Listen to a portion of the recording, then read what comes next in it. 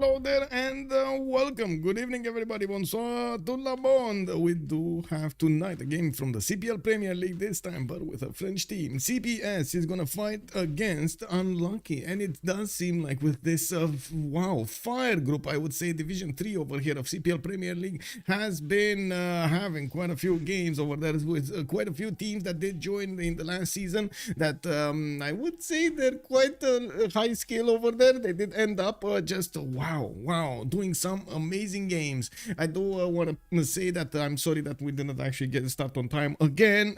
They already started the draft. I believe it is important to actually start with them at the draft point, so I did start a little bit earlier. I do want to say also hello to everybody and good evening. Macallian, hello there, sir, and welcome. I do see Yuri Goes, good evening, sir, and welcome. Daniel Dingo, good evening, sir.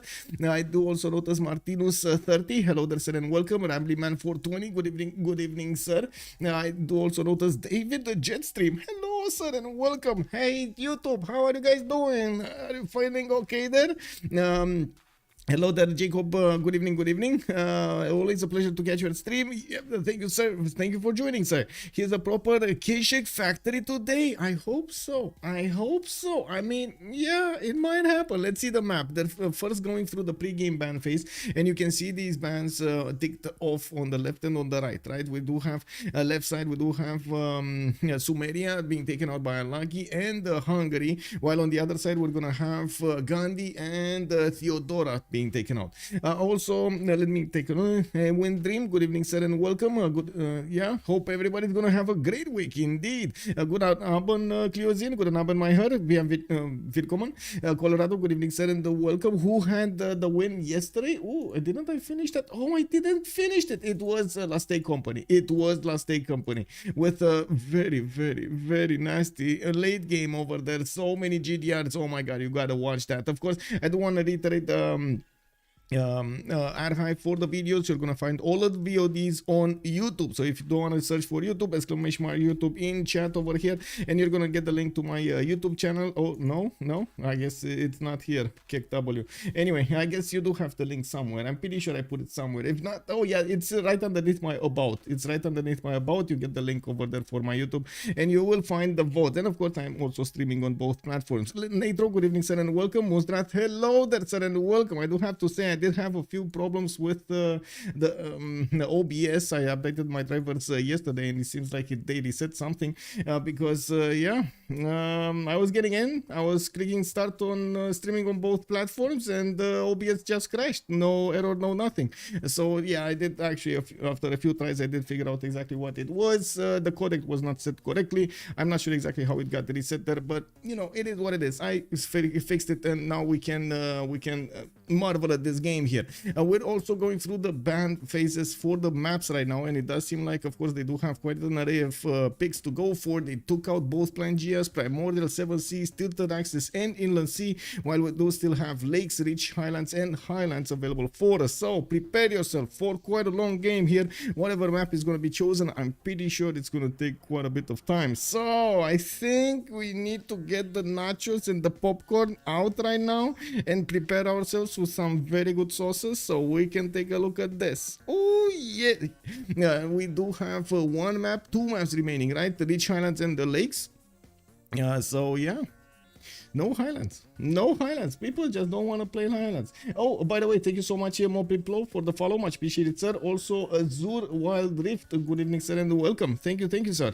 Give me a second so I can actually put up. I don't know exactly why I didn't do this a little bit earlier. Oh, I know why I did, because I was a bit rushed. That's why I need to pop out these chat screens so I can actually have them next to each other, because otherwise I just don't see the chats. Like, it's almost impossible for me to actually see multiple screens and click at the same time. Okay, so I got the chat here for YouTube, and then I have the chat here for Twitch, and there we go. Now it's good. Colorado can't bring out the snacks right now. It all be gone before the game begins. Well, I guess we do have quite a bit of time for them to go for these pick and ban phases, and I gotta say, we will see if they do like their map or not. Yesterday when we did play on Rich Highlands, well, both wanted to play. First map, first play. It was what it was, right? Also, I ate 4 edibles already. I'm ready for an interesting experience. Woo! Deep Beasley, yeah. Hello there, sir, and welcome. Oh, yeah. So, what do we have here? It looks like on the left side, we do have Gorgo being banked by Team Unlucky, while CPS is taking down Maya over here. Okay, so since they did go for, what is this, lakes, they went for lakes. Whoa, they went for lakes. I gotta say, this actually might change my mind about the timing of this game. I'm pretty sure on Rich Highlands and Highlands it's gonna be a much longer game than on lakes. So yeah, we do need to see how the players are gonna manage to get some highways between their empires. Maybe get to stomp an opponent with some horses. You never know when that horse strikes. Okay, map lakes. Okay, there we go. Nice, Mahu. Yay. Yeah. How it's possible? CPB had so much production in gold. I need to see the end of the game. You need to see it, McCallan. I gotta say, it was incredible. Like, one mistake, one wrong move from LDK, and that game was over. Like, it was so close. Unbelievable. Space victory race. Unbelievable, guys. Unbelievable. Okay, so we do have them going for Cleopatra Ptolemy taken out from by CPS. Babylon and Basil II are going to be taken out on the left side, so that concludes the Byzantium nations. Both of them got taken out. We still have Chandragupta, and we've seen yesterday, actually the players want to pick it.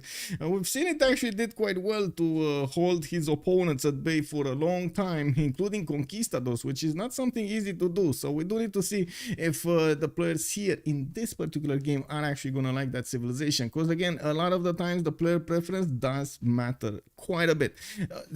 Doesn't matter how high skill that player will be, and they're still gonna have preference, even though yes, most high skill players, I'm pretty sure they can play on any kind of civilization and still do well.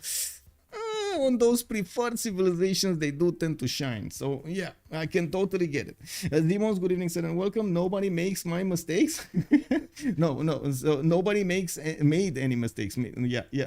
I just watched the yesterday match on YouTube, and it's really fun. Yes, 5-star match indeed. Oh my god, unbelievable, man, unbelievable. Like, until the end over there, we didn't know exactly who's gonna win. Unbelievable. We had so many twists and turns, and we were like, oh my god, conquistadors going there, stomping cities, and there were like no gold, only 5 conquistadors were actually going, and yeah, they died. And we were like, oh, counter-attack happening, city died, no, what is this? Then another counter-attack, and then another counter-attack, and unbelievable, back and forth everywhere there. Even if it was a rich highland, still a lot of action. You never make any mistakes. Yeah, makes sense, man. One mistake might ruin your victory. Yeah, exactly. Okay, so it looks like the first stone of the game has been heard here. We do have Unlucky with Cleopatra Egyptian being picked up, a lot of gold, and CPS is not effing around. CPS is just, man, I'm gonna fork you. Like, look at this pick. We got a Macedon being picked up over here, and if you guys didn't know what I said over there, fork you. Yeah, it is what it is. Yuri goes, that's Maya. Yeah. Yesterday's match was worthy finals. Yes. What is that? A Sicil final? CWC final. Yes. Let's go Macedon. Yes, definitely. We're gonna see Alexander over here get some hetaris on the map, and we're gonna need to see if he's gonna actually be on the front line. This is quite a problem. We've seen it multiple times. How Macedon actually tends to spawn on the back line, and you're like, no, but why did I pick you, Monsieur Alexander? You needed to be front line. What are you doing there? You know, like taking care of my shoes and watching you play. You know, it is what it is. We do have Unlucky over here with Brazil being picked up, and Montezuma was picked up on CPS. Interesting choices on Team Unlucky. Actually, they're a bit out of the box, but maybe on the lakes map, actually, these work quite well. Brazil over here with the rainforest bonus is going to get a lot of adjacency for those theater squares, for the campuses, commercials, and so on, which of course is going to be quite nice. We do need to see how he's going to try to play Brazil, because there are like 3 major ways to play Brazil. And to be honest, I would not actually hold my breath to have a naval battle. So maybe you think Minas Gerais when you see Brazil in this lakes map, it's quite unlikely. But anyway, that might happen. Of course, he can use them on defense. He can try to maybe take a city or two. You never know exactly how the map spawns and how those lakes are actually connected to each other. And we do need to see also the next wave of bans, with Lotano being taken out by CPS. 3 more to go, and it does seem like Team Unlucky is going to have the next button here to press. For your information, YouTube cover is COC versus What? Wait, is it? What? Didn't I checked that earlier? Oh my god. Wait, is it? I'm so sorry. Give me a second. I can fix that. I can fix that. Oh my god, it is the COC. Oh my god. Thank you so much for telling me. What is it? Not here, right? Not here. I have way too many things, by the way. Way too many things. This. Oh no, wait. Yeah, I put it here. That's why I didn't have it. Okay. There we go. CPS versus Unlucky. Got it. Thank you. Much appreciated. Oh my god. Yes, much appreciated. And yes, I know it's a mess over there. I know I have way too many files and folders, and I'm trying to categorize all of the bits and pieces that I have to try to find them, like know where to find them and so on. Especially like when you're talking about websites with all of the assets and so on that I needed to create, and small little things over there. It's anyway, we do have Cyrus being taken out also by Team Unlucky. Chandra Gupta on the right side. CPS is gonna take them out, and by the looks of it, we do still have 1 band remaining for Team Unlucky to choose from. Still a lot of civilizations are available, and they will take out actually the second Persia, no problems here. I can't do that live on my PC. It's too risky, if you know what I mean. I don't have anything, man, over there. It's fine. I only have like most of the stuff I've done for the stream in the last, like, I don't know, 3 years or something like that. The last project that I did with video was 5 years ago for Panasonic. Bonsoir, monsieur and Sasu. Hello there, sir, and welcome. But anyway, I guess it is what it is. We do have to take a look at CPS over here on the right side, how they're actually gonna get this going. They do have 1 pick, and then they're gonna see the picks from Unlucky on the left side here.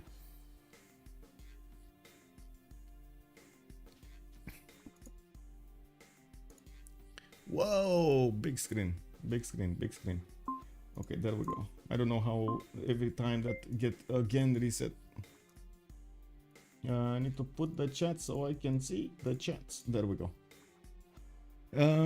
More organized than any of my files. Yeah. Hello there, Urek. Good evening, sir, and welcome. I mean, yeah, I guess I'm trying.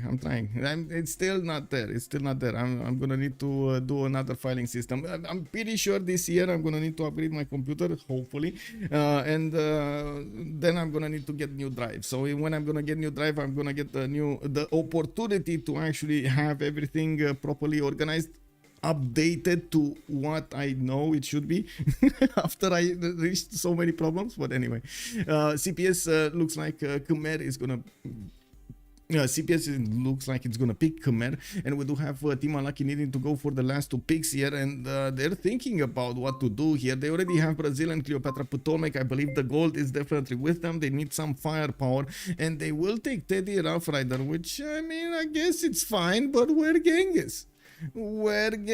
I guess they do like Teddy Rough Rider over here to play a little bit more with him. I do have to say Shaka also would be a pretty powerful choice in this situation. I'm a bit amazed that we don't actually see Shaka being picked up here. A bit more in the tournaments, especially after the new BBG update with the 4th dedication. In most situations it should do quite well. We do need to see also the last pick from Team Unlucky. They do have 22 seconds to go, and they're gonna go for this soon. Plapetri, good evening, sir. Australia on the lakes. Oh my God! Look at this. Can you imagine? Can you imagine the amount of itching that I have right underneath my nose? It's whoa. Anyway, now we do have left side over here waiting for selection. Come on, 2 seconds to go, and we did have a question here. Plapetri asking us about Australia. Australia is still good on lakes, but I don't think they're gonna pick Australia. I don't have a feeling that these players actually like us to play Australia. And we do have a goal here from Unlucky being picked up as the last one, and that will give them quite a bit of production if he does what he needs to be doing. You've seen Mal yesterday do manage to shine with Gaul, but yeah, at some point in the game he just couldn't keep up with so much army needed to be remade and resupplied and so on. Some attacks that he wanted to do against his opponents and had to defend on the other side. It was a bit too much for the goal there, but he did stay afloat for most of the game, which is amazing. Actually, until the end, he was fighting tooth and nail over there for each inch of each tile of his empire.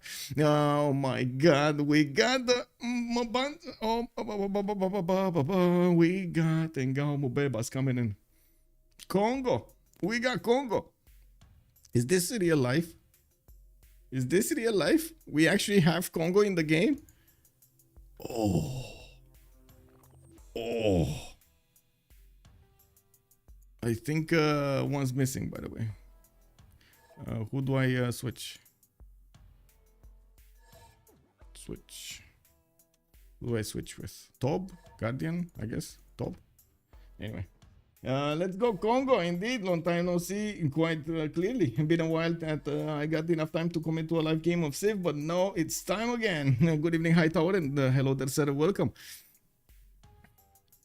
Okay, well, who do I need to swap over here? I guess we're gonna need to find out in just a few seconds. Let me turn this off. By the way, we do need to put up the prediction for how many remaps we're gonna have, and yeah, there we go. They're switching the spectator. Okay.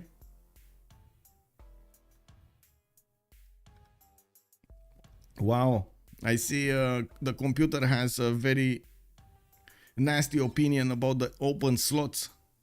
They're calling him out. They're calling them out. Okay, we got also Chillbrains joining us.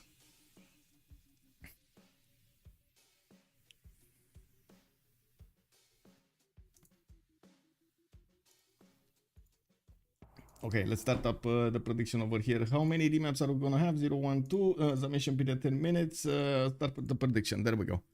Oh, the itching has subsided. Okay, so 0 MS, we're gonna need to rejoin.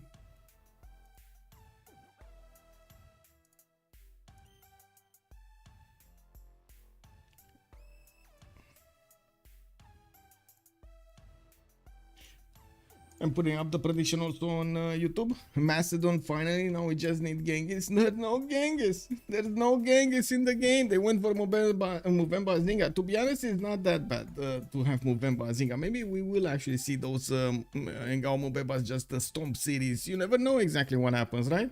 So let's see how many remaps. Let's ask the question on YouTube as well. Put the answer 0, 1, and 2. And we're going to need to see at the end of the remap cycle exactly what map they're going to play on, and of course how many remaps did they do to get to that map.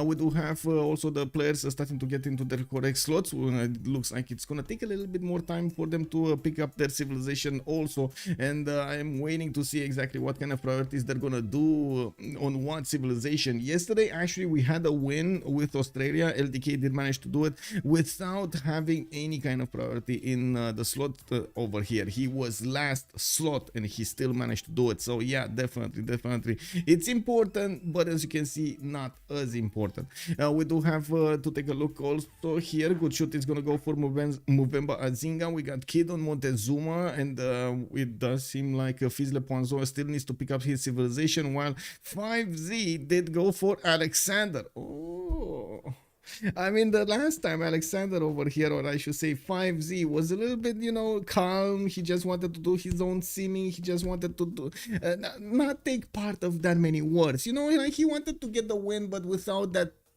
conflict. You know, peaceful win. Now it looks like a total 180 degrees change. We do have Alexander being picked up by FivezzZ, and we do need to see what is he gonna do with it. Alexander has a very big potential of just taking out his opponents at the beginning of the game, or I should say until the mid game. Now we do need to also take a look here. Guardian of the Nachos going for Teddy Roosevelt, the Rough Rider, while we do need to see also Almog and Chillbrains pick up their civilizations. They're just, I guess, everybody's trying to figure out exactly who needs to change to whom, with whom, and what kind of team label they should have over here. I'm really hoping they're actually gonna put team labels. If not, anyway, we got that covered over here. It's fine. We're gonna put it right above.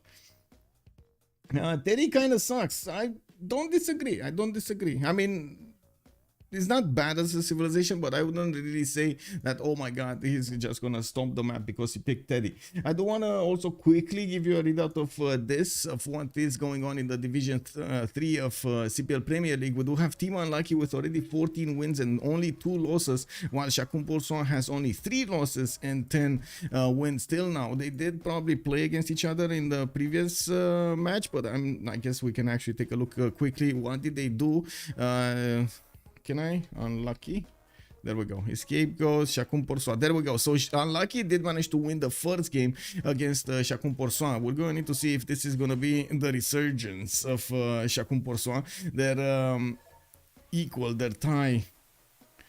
Okay, so what do we have? Cleopatra Egyptian is going to be the top priority here. Chillbrains is going to play it. We got GoodShoot on Mvemba, Nzinga. Kid is going to go for Montezuma. All 3 of them are probably going to compete for those merchants. And I do have to say, Mvemba Nzinga over here does have some extra bonuses towards gathering those merchants. We got also Pedro II, played by Almog, 1752.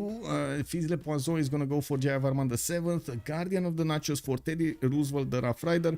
Tob on Ambiorix, and then FivezzZ on Alexander.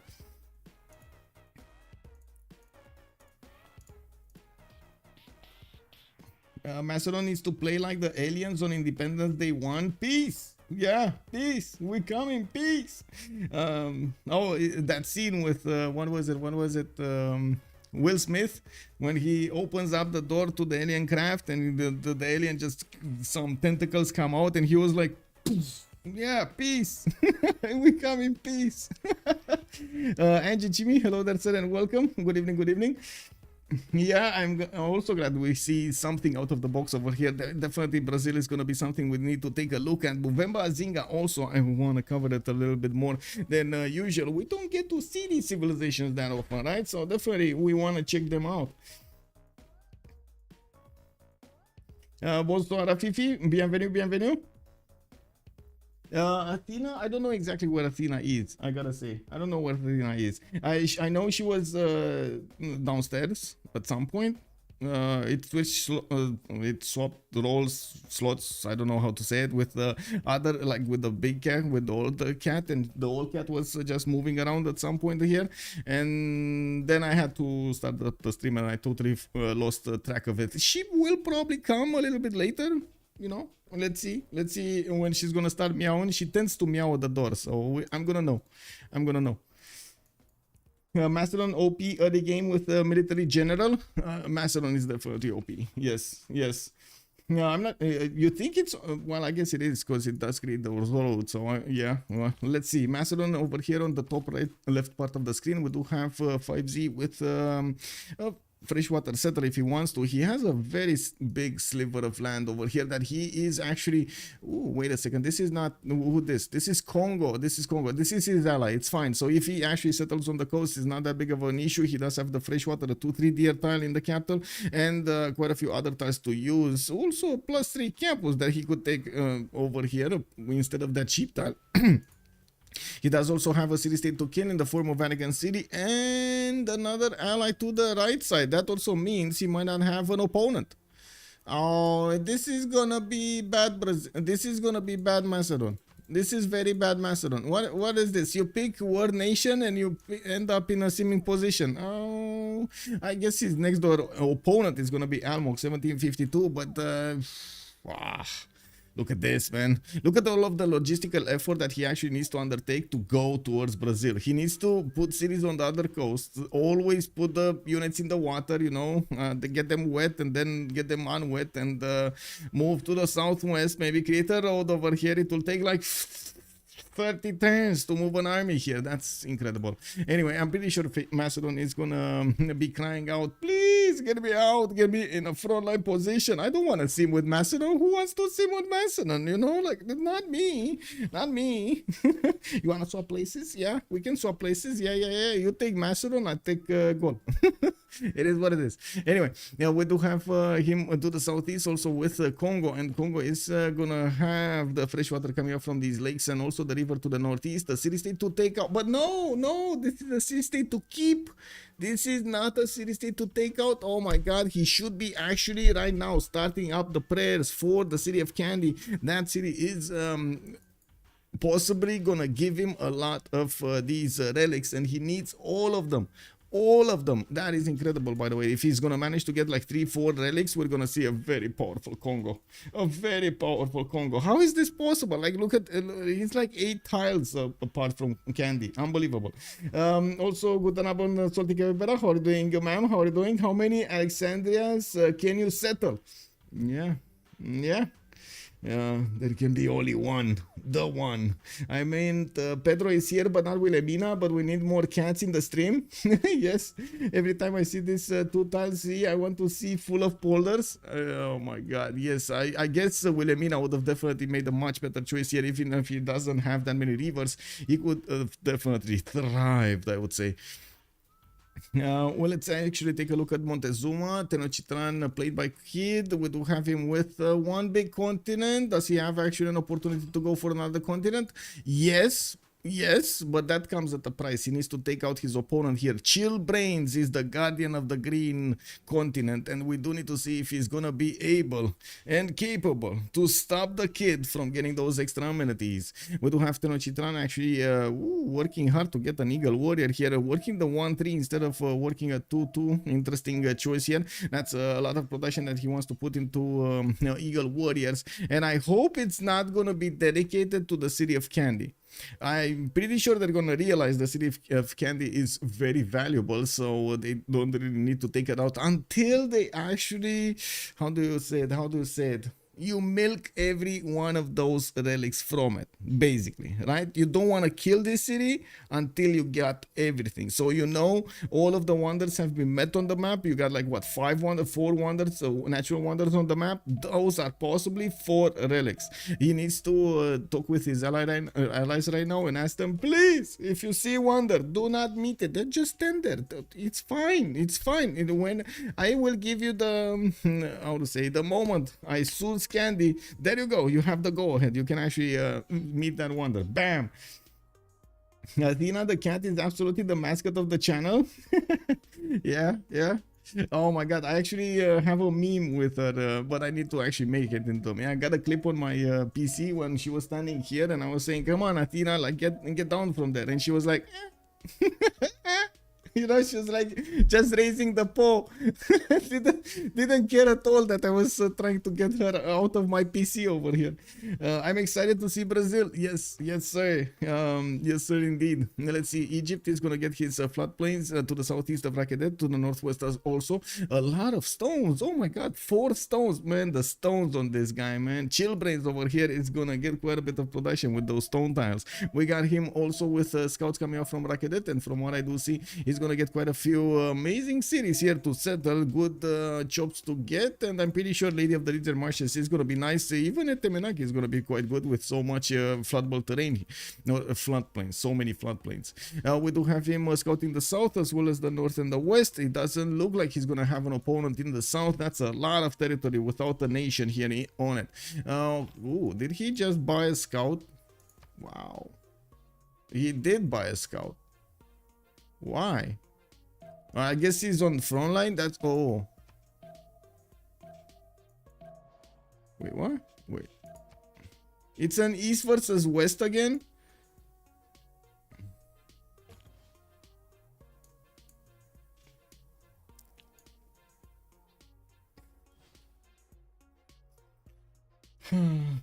Discover new stuff, get relic. Exactly. Exactly. What is the bonus of candy again? What does it do with wonders and relics? Yeah, it does give you a relic whenever you find the natural wonder with your scout for the first time, and this is incredible, right? You do get the bonuses from Kongo to give you so many yields. Let me take a look over here. So you have artifacts and sculptures, grant an additional 2 food, 2 production, 4 gold, and 4 faith. The palace has slots for 5 works, guys. 5 works, and then you do receive quite a few others. Wait, do I see this correctly? Relics don't give you anymore? What? No. Is this? No. Did they do my boy? Oh my god, no. Did they take out the relic bonus? Wait a second. They took out the relic bonus? There's no more relics? No more relics? Oh.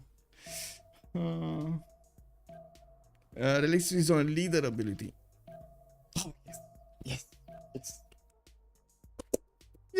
Yes, he still has it. Oh my god, I was like, for a second that you saw my disappointment on my face. Like, that was the whole thing over here of Mvemba. You get like 3-4 relics, you're set for the whole game. You're gonna be so happy. You don't get that? And they took out the relics for Kongo but put it on Mvemba. Oh, I see, Linda. Hello there, ma'am, and welcome. Demon, also good evening, sir, and welcome. Chillbrains always taking all the gold. Okay, yeah, good evening, sir. Frankie for fingers, also good evening, sir. Relics is on leader ability. Thank you, sir. Good evening. That this means that you can ramp up your religious income. Is absolutely insane with a civilization that is religiously based. Yeah, more center versus borders. Yes, also doesn't matter because they will remap. But do you think they will remap? I'm not sure if they will remap. Do you think they will remap just because of Macedon here? I guess it's wait, he has a possibility. Wait, he can irrel himself by sending troops halfway across the map to Egypt. There's a way out, guys. He can irrel himself just sending units to Egypt. Maybe Aztec is building the infrastructure for him, you know? And he just moves everything, and we get to see Hetaris actually storm cities. That's not gonna happen. I'm just saying, that's not gonna happen. But it would be interesting to see. It looks like they just killed Candy. Oh no. Yeah, looks like Candy's gonna get it. Candy's gonna get it. I think Candy did them some really bad things here. Oh, it is what it is. Wait, how is GoodShoot making 2 extra culture points? What?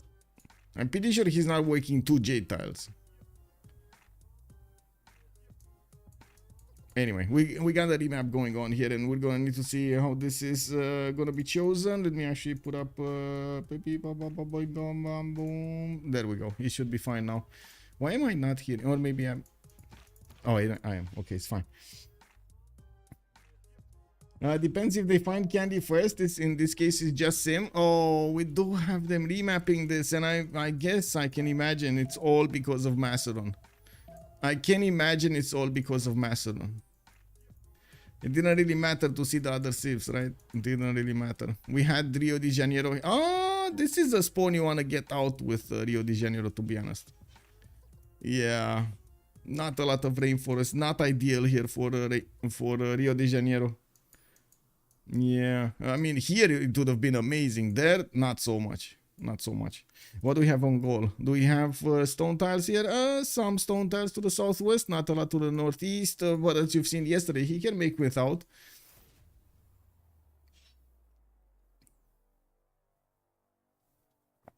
The Candy Crushers, exactly. I think it's because of the amenity problem. They were actually quite clumped up, and they didn't have access to multiple. And I guess all of the reasons above, right? They actually had multiple reasons to remap this, and yeah, it is what it is. They had to. They had to. Now begins your greatest quest. From this Macedon moment. Exactly. Okay.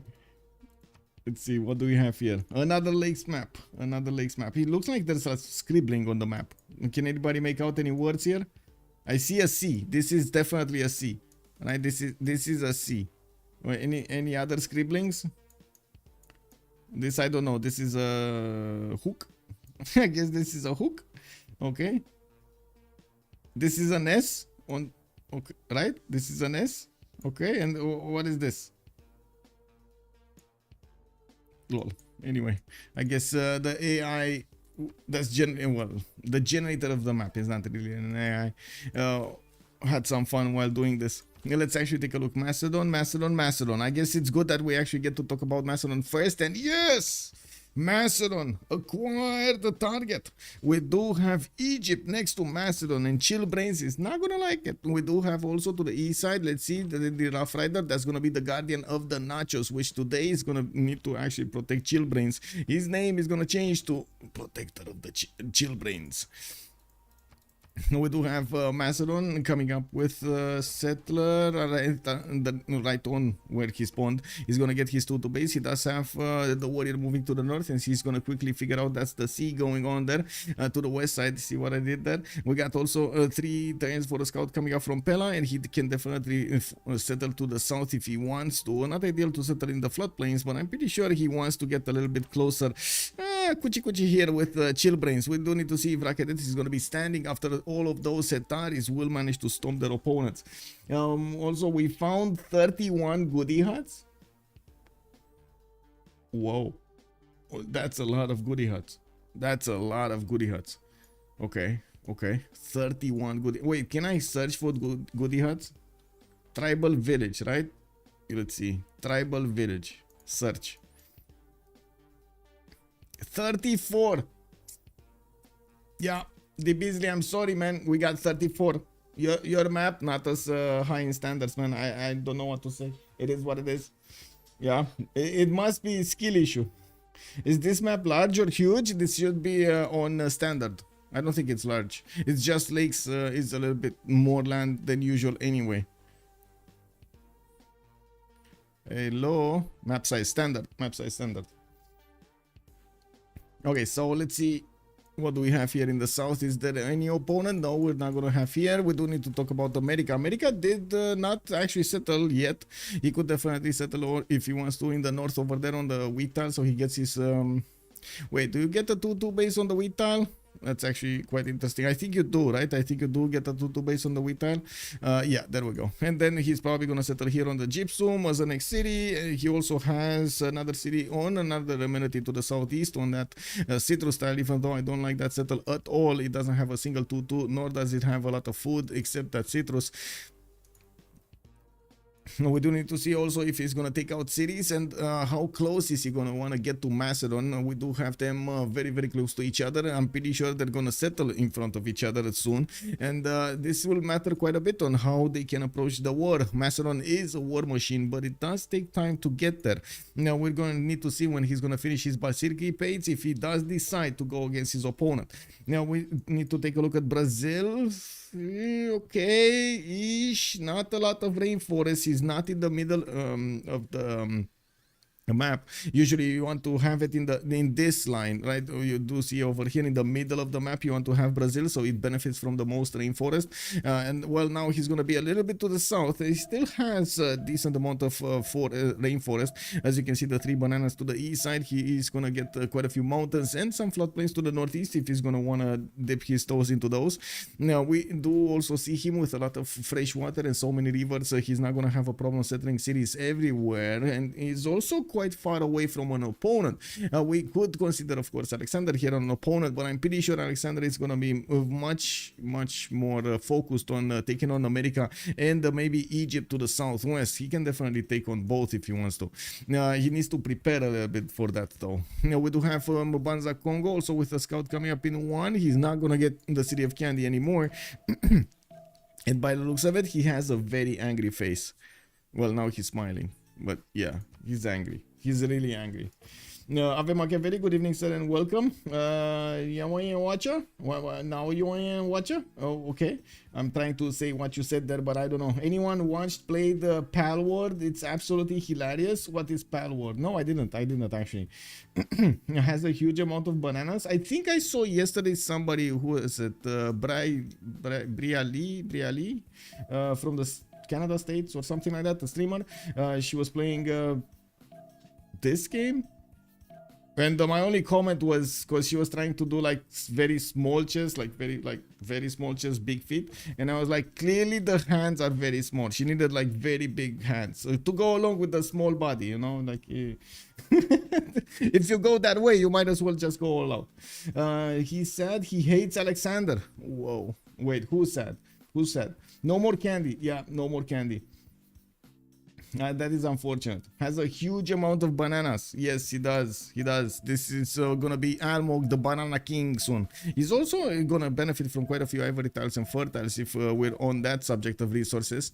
Looking at Mvemba Kongo, he's gonna get a second scout out next turn, and he's gonna start working on his settler. He does have some geothermal fissures, and I believe this is a continent split in the north, or triple continent split actually. North white continent, southwest red continent, and he's on the purple one. He's gonna need to probably settle quite a few cities also around this lake. Doesn't seem like he's gonna be that bothered, but he does have somebody here that's gonna be ambiotic, so they might actually fight over this territory in between them. We do have also Montezuma to the south, which is going to be an ally of GoodShoot. Not that big of a problem. Montezuma could definitely try to get the amenities from the other continents here, especially the one, oh my god, this is a two continent Aztec. Two continent Aztec, guys. And he has a lot of amenities that are available to him. What do we have here? Let me see. 1, 2. That's just that? 2? 3 with the turtles. Okay, I guess 3. No more? What's the fourth one? What's the fourth one? Oh, the silk. Yeah, there's no silk there. He's gonna need to settle a city here, which I doubt he's actually gonna do. But anyway, we do have him also benefiting from the cocoa tiles, from the fur tiles on his own continent, on the red continent. And we do need to see him try to get all of those bonuses as quickly as possible. We're also going to need to see if he's going to be interested in actually entering the war or just closing off the choke. We got also the Gaul here with Aduatuca benefiting from quite a few quarries that he could get. I do see a +6 Oppidum. If he actually buys that 3-ring tile, he's going to get a +4 anyway, being between the iron and the marble. We do have also to the south, ooh, second ring +6, very nice. 2 of these quarries, and then of course a horse there, pretty good. Extra food from the fish tile. He does have a settler coming up in 4 turns, and I do notice his scouts are starting to gather the information from his surroundings. We're going to need to see when he's going to make a decision. I'm pretty sure he's going to know, and he's going to have the ability to actually put those Oppidums here. But anyway, we'll come back to him when the time comes. We also have Khmer, which is a very well-known civilization for a lot of faith generation, going for a settler in 2 turns, quite a bit faster than his allies or opponents. While we do have FizzLePoisson gathering the information around him, he will figure out quite quickly that he's also to the northwest of Egypt and can pull off a 2 versus 1 attack against the Egypt if push comes to shove. He also has Gaul to the west side, which I guess at some point he's gonna need to take care of, but the fact the positioning of this river does give him quite a bit of time for him to prepare a defense and or an offense against Aduatuca. Okay, looking at Egypt, he's gonna get his settler out in 1, and again, look at the stones, man.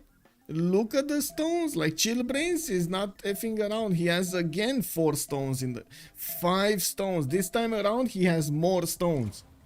Wow. Yeah. I saw some gameplay of Palworld, and it's not for me. And I'm a Pokemon fan. Okay. South of Aztec, they have copper. Yes. Copper is not oh, but I do see ivory. I didn't see ivory earlier. So wait, he has, oh, I see. So honey, so he has 3 actually. He has honey, tobacco, and marble with cocoa, furs, ivory. That's 6. 7th would be the silk tile over here to the east side, and I don't know what's the 4th amenity here on this continent, but I'll figure it out. Give me a second. Salt. That's the 4th one, the salt. You gotta get the salt. Automatic, good evening, sir, and welcome. Can't his teammates just give him their amenities? It doesn't really work like that on Montezuma. You actually need to have the resources worked. The merchants work though. What was it? Coleus? Isn't Coleus or Marcus Licinius Crassus? I always mix them up. One gives you the 30 gold per tile, and the other one gives you a free amenity, basically. So you can add another amenity point from that. I think also the other ones work, the toys one and so on. All of them work. And not your allies. It is what it is. So we are gonna actually see another map here. Whoa, whoa, whoa. I guess GuardianOfTheNachos and Egypt weren't that fond of this map, with Macedon being in between them. Yeah, it is what it is. Yiri map. Yeah, Yiri map. They work because they basically spawn that resource under your capital. Yeah, basically.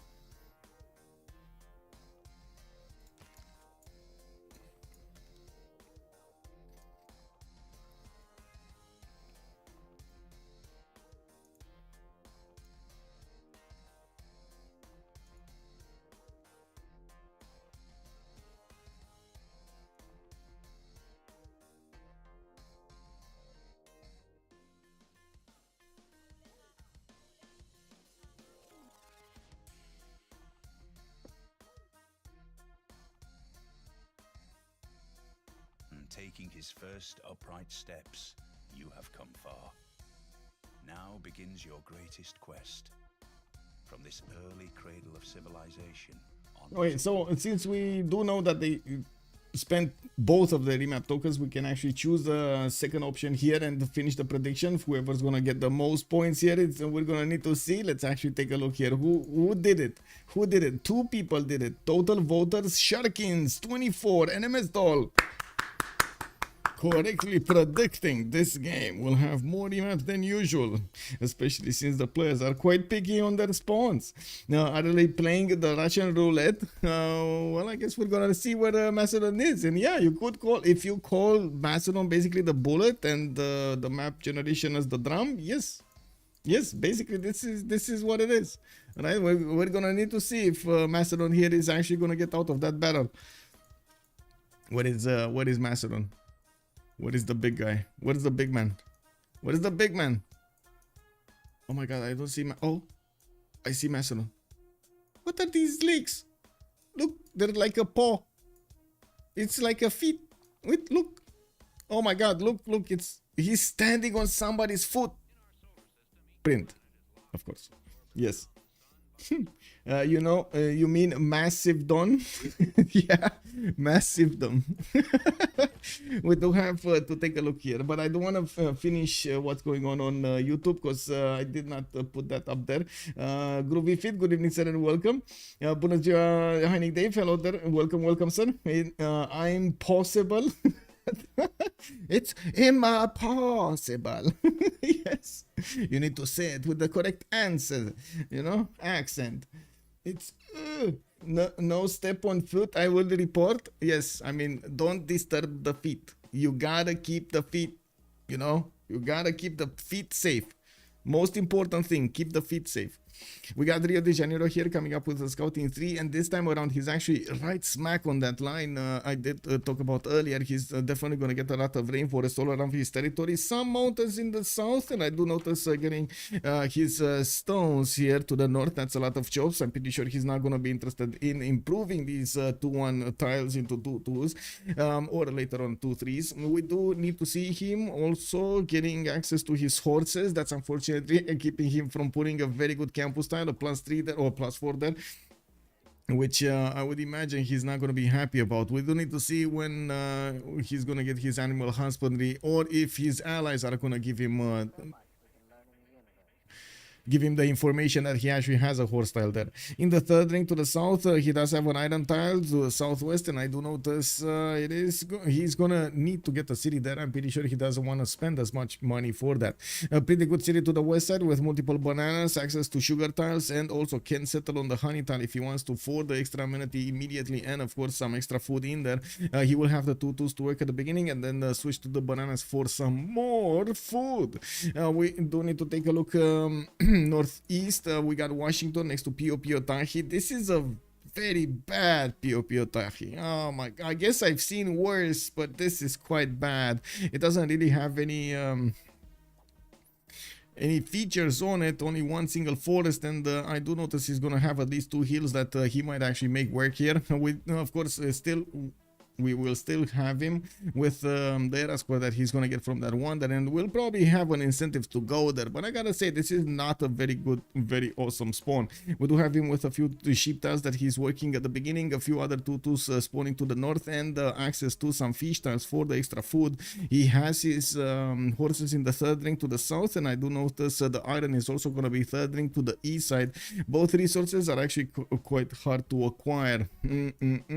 More iron tiles to the north, and I do see that horse tile is the only horse tile. Oh no, he has some horse tiles here to the east. Okay, some horse tiles to the east in a very bad territory. Like, all of this territory is kind of bad, to be honest. Like, I don't know, GuardianOfTheNachos, I think kind of got shafted by the map here. I think he took the short straw. Now, which team is playing for the Macedonians? Wait, he's playing that's CPS. Let me actually put up the team labels. I just realized that when I was doing the settings for this game that yesterday I did sorry, not PCS, CPS. Yesterday while I was doing it, the settings for the team labels, I did not open up the right team label, and nobody told me. Wow, it was actually closed today. Hello? Okay, interesting. Okay, on the right side we do have team unlucky. And let me actually triple check that this is open. I think I clicked, but maybe I clicked next to it instead of on it. But anyway, there we go. Also, hello there, sir. Now, whoa, massive Macedon free sim incoming. It might be Pio Baddie. Pio Baddie does sound exactly what that is.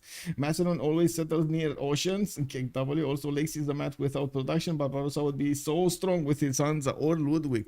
Yeah, he could. Let's take a look here next and see what the Gaul will do. We do have Atuatuca benefiting from a few 1-3s, and I do see he did grow into a 2-2. He's not working, and he's trying to get as quickly as possible his scouts out, and I do notice his second city to the northwest is going to be quite powerful with that extra culture he's going to get. We do need to see if he does have pretty good Opidums. I do see on the east side a +6, again third ring out is going to be quite expensive. We do want to wait for him to make this decision to see if he's actually going to want this. Now we do also have him with a decent amount of territory with fresh water and and some other stone tiles, not a lot of strategic resources, unfortunately. He does have these iron in the third ring to the east, horses to the northwest in the third ring, again very, very expensive to get. And while he's getting his scout out, I just noticed he did actually switch to the 2-2 tile, so he gets the extra food going, so he can actually grow his population quickly. He's gonna put more production into a scout, and we're going to need to see if he's gonna discover his territory before doom and gloom happens. We do have top to the west side of Macedon, which I'm pretty sure the Macedon is not going to care that much about. This land is kind of weird to go through, but if Gaul is going to creep closer to the northeast, I'm pretty sure Pella will find a way to put those Hetaris in the water and just sail away towards the west side, try to take on Gaul directly. Now we do have to the southeast also a Rocket Dead with his floodplains. He has a 3-2 base with another 4 food tile here, a rice tile, an array of incense tiles to the northeast, and a pretty good settles in the other locations. So look at this, like how can you even compare the second city on the cattle with a lot of like 3-2-2s around it with where was it, America, right? America second settles. He doesn't have a single second settle with 3-2-2s. Not to mention like 2-2-2s. He doesn't have 2-2-2s, let alone 3 2-2s. Anyway, we're going to need to see here what's going on. Racket is going to get that settler out in 2, and by the looks of it, he is scouting out his river to the east side. Has a lot of floodplains that he can improve with Lady of the Reeds and Marshes, and I'm pretty sure he's going to try to get cities everywhere here. A lot of distance between him and the left. We do have Chillbrains to the west of Kongo, which is going to be one of his opponents, another opponent actually. This will probably become a conflict zone, and I gotta say it's been a very long time since I've seen a direct matchup between Mvemba, those unique units of Congo, and GuardianOfTheNachos. The Mvemba do have an extra +10 defense against ranged units. They're very good. They should be the direct counter of any civilization that has an opening with unique units of the range class. Gallic is better. Yeah, I tried to tell you by asking for the right team's name, but I was told by chat to check the stream description. I'm so sorry, Heinig Dave. That information just didn't get processed by me. I'm so sorry. I guess I'm pretty sure I saw that, and then just like flew my mind. I was in my mind. I was already with that check mark that I did it. You know, that I did the team labels. Khmer is a fun civ. Yes, Khmer is a fun civ. Now we do have Congo coming up with a good shoot, getting his warriors to the north, his scout to the west. He's gonna figure out Egypt pretty soon. We do have this river in between them, which is Sankuru River. Wait, where is the Sankuru River? Does anybody know? Is it next to Congo in real life? Is this something? What's going on? Welcome to Michael's. What do you mean, Groovy? Wow, wow. Putting the blame on me, man. It's fine. It's fine. I did it. I don't know how I overlooked it, but I did it. Anyway, we do have a scout in 2 turns here coming up from Congo, and yes, he's gonna have his fish 311 to get some extra food and gold from. Diamonds to the southeast to improve and get the extra amenity with the production and the gold. That's a pretty good tile to work at the beginning of the game. We do also see he's gonna have a decent amount of territory to back settle with 2 possible continents to benefit from amenities. He's gonna be quite happy. We and also need to take a look how he's gonna send his first settler. We're gonna come back a little bit later to see this because it looks like it's gonna take him a few more turns. We do have him also with horses in the 3rd ring to the southeast and an iron tile to the northeast here from Banza, Congo. We do need to see if he's gonna prefer the iron or if he is even gonna improve the iron here. I'm hoping. This is my hope. This is not his strategy, and of course I don't want to influence this one. Oh my god, I'm really hoping we're actually gonna see that matchup to see at least to figure it out if it is the Mvemba that will reign supreme or enough in Egyptian GuardianOfTheNachos can actually hold the line. We do need to take a look next. Looks like Angkor Thom getting his holy sites out in 4 turns from the capital city. He does have only a +1, 2? Yeah, +2 with 1 food. That's it. By the looks of it, he's going to that citrus style for the extra food, the 3-1. While he's gonna get a few 2-2s to work there, he does have his warrior standing by to escort that settler if he's in danger. We do have him also with a lot of floodplains to the east side. While I do notice there's a lot of fresh water, we're going to need to see how he's actually gonna get the sim going here. FizzLePoisson not gonna be that happy with the amount of tiles he has to use for his districts and also how those look. He does have the tiles, it's just more of a problem of how he's gonna get everything. Now we do have him with the iron tile in Angkor Thom underneath the holy site, and I do see a horse tile in the 2nd ring towards the northeast of Angkor Thom. He's going to need to improve that for the strategic resource. He's also going to be close to Montezuma. I don't really see them having an ability. Oh, they do have an ability to trade through the coast, through the northern coast, through this northern seas over here. I'm pretty sure Khmer is going to get a city on the east of that scout, and they will get the option to trade through the water, which is going to be amazing. Both of them are going to make quite a bit of gold, even though I do have to mention Khmer is not well known for getting a lot of commercials out. I'm the man. Woo! I'm the man. Woo! Woo! Yeah. Yeah. Poisson means fish. Yes. Poisson means fish. Yeah. Fish the fish. Yes. Fizz the fish, actually. Fizz the fish. Fizzy fish.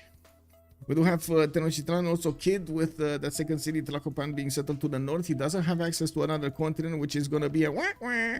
But we do have him also to the south here with Larde Uyuni, a wonder that he's probably going to settle at some point. In the capital city, he does have access to sugar. I do see some fish tiles. No other amenity. Where are his amenities? I only see sugar tiles. Where are his amenities? An amber, that's a second one. Citrus, 3. That's it? What's the fourth one on this continent? Honey? Honey? Honey? Yeah, it is honey. Okay, so I guess he's gonna have a few bees buzzing his capital here until he's actually gonna get the honey tile improved. Well, it is what it is. You know, you gotta make them some room. You know, it is what it is. Now, by the looks of it, his iron tile is going to be in the capital city of Tenochtitlan in the first ring. He does have his horses in the third, quite far away. Brazil is going to scout out his capital, and yes, we do have Brazil to the east side of him. He's not that far away, while Almog is going to settle that city on the honey tile. We will see him creep closer to Aztec. Maybe not the best choice that he could have done, but anyway, Almog, I'm pretty sure he's going to realize when he's going to need to get an army out, and we do need to keep on watching what Kid is gonna do here with his Eagle Warriors. It looks like for the first choice of a target, he's gonna go against Antananarivo. We do have one single Eagle Warrior at the moment appearing next to that city center, and I don't think he actually got a second one. Yeah, we did see 2 last game, but this time around he didn't get two of them. We do have also America coming up from the northwest with a few units. I do see America has a scout and a warrior here, while he is the opponent of Montezuma. He might actually want to they might actually pressure Taco Plan. Oh my god, wait, this might actually happen. They're just waiting here, so this scout is gonna start moving, right? He's gonna get here, this warrior is gonna move here, and he's gonna last move them all towards Tlacopan. He just needs Almog's warrior to come from the south, but that city is still not gonna be under siege. But anyway, it's gonna be 2 warriors with a scout banging on that doorstep of a city-state of only 10 strength. I would imagine that's still gonna be a lot of damage and could take the city down if there's not gonna be a quick reaction from Kid to buy out a warrior in that city center before it starts to get smacked. A third city is going to the south. I do have to point out here, Brazil is kind of late on his settlers, at least 2 turns late on his settles. I do notice we do have Philadelphia settled to the southeast, getting that extra faith per turn, working probably the +1 card already. We do have Aduatuca sending another city, Tervana, to the northwest, directly on that silk tile. He's going to get the 2-1 with the extra culture point underneath the capital city, while he needs to grow into the amber tile. He wanted to work the tier 4, an extra production point. Aduatuca also is getting his third settler in 2 turns, just as Montezuma was. Okay, we got thieves, we got rocket debt, builders. He did get it on the 3-1 cattle tile. We do have him also with another city to the southeast. I would imagine he's gonna want a Temenaki in this city center, even if it's gonna take a little bit longer. He will still get a lot more tiles from that city center than he would have had from his capital. Now, we do need to see exactly the placement, and if he does have the opportunity to place a lot of those sphinxes around it.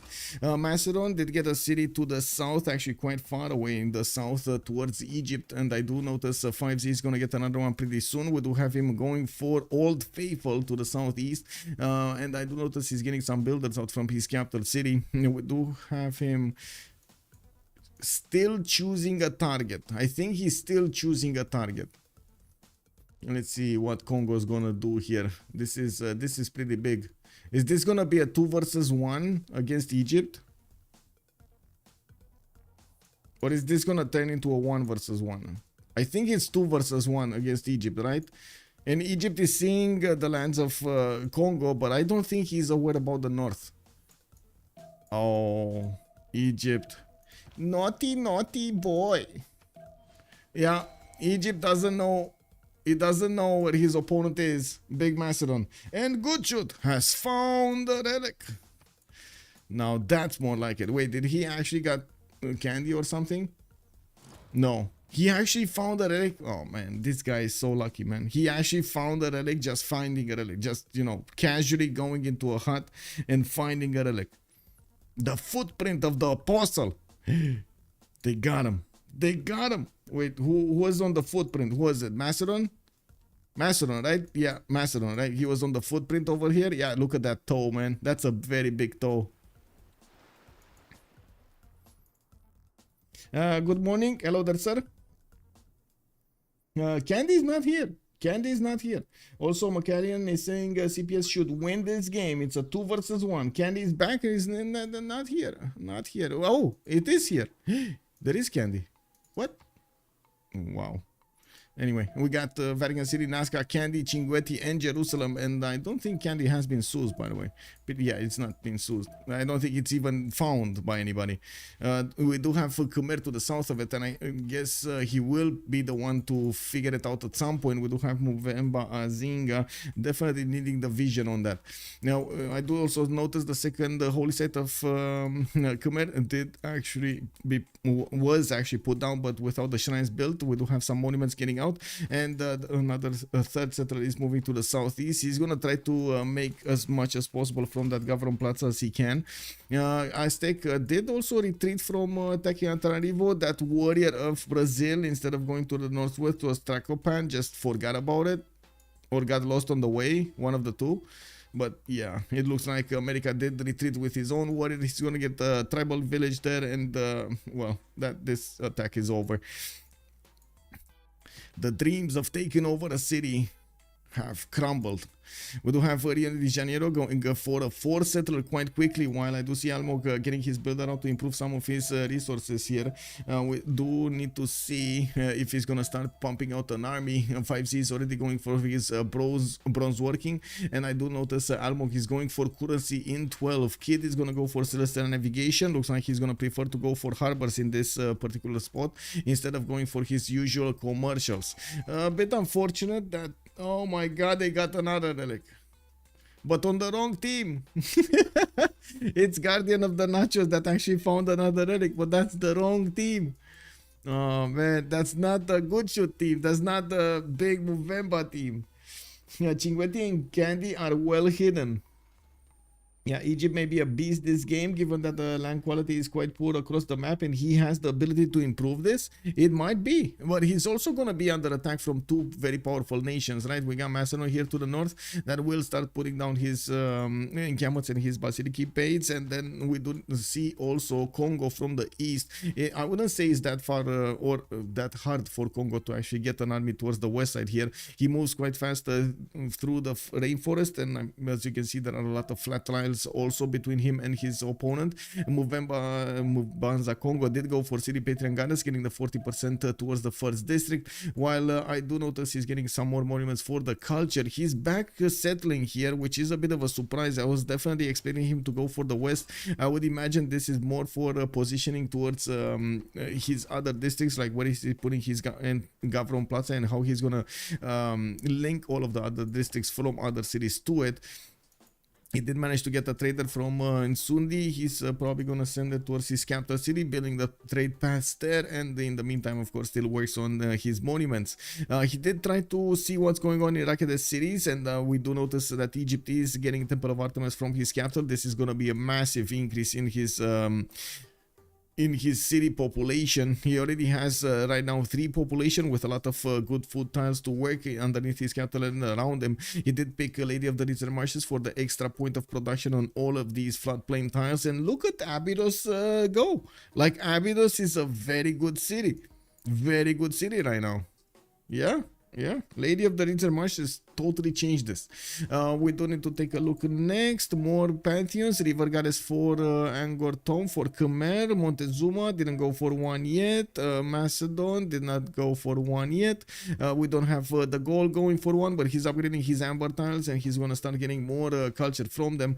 I do notice he did get that tile, by the way, the 2-1 tile, and that is probably gonna be his Oppidum when he's gonna get that technology. Now we do have also settlers, another settler, third one being sent to the north, and I would imagine he's gonna wanna not settle the stone tile. There we go. Commercial and the Temenanki put down, and Temenanki is being built in the city of Abydos in 10 turns, and yes, he does have a trade route connecting his other cities. He will have 2 wonders here. I would imagine he's gonna be quite happy if he gets Stonehenge and manages to get divine inspiration for the +6 faith from each of those wonders. Whoa, FizzLePoisson. I think the poison was a bit too much. I don't remember what's the start of the unique unit of Congo. They have a bonus against archery. Yes, they do have plus 10. So basically the replacement swordsman are a little bit stronger than them. And they do have a plus 10 against ranged attacks. And that's above, that's how to say, additional to the plus 10 that you can get from the tortoise ability. So basically you can get a plus 20 from them. Okay. Where did you see Chinguetti, by the way? What is I know about not that one, but I don't know Chinguetti. Okay, there we go.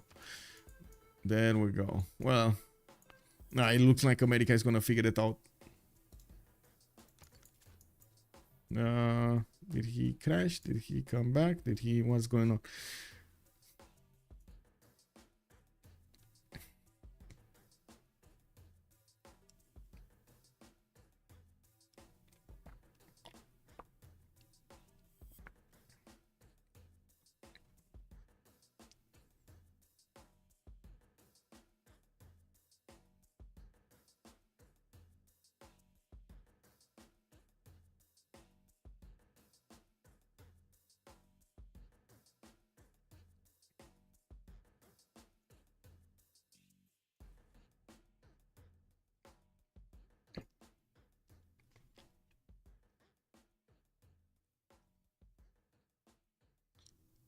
Well, I'm still waiting for some information, but I'm not finding any.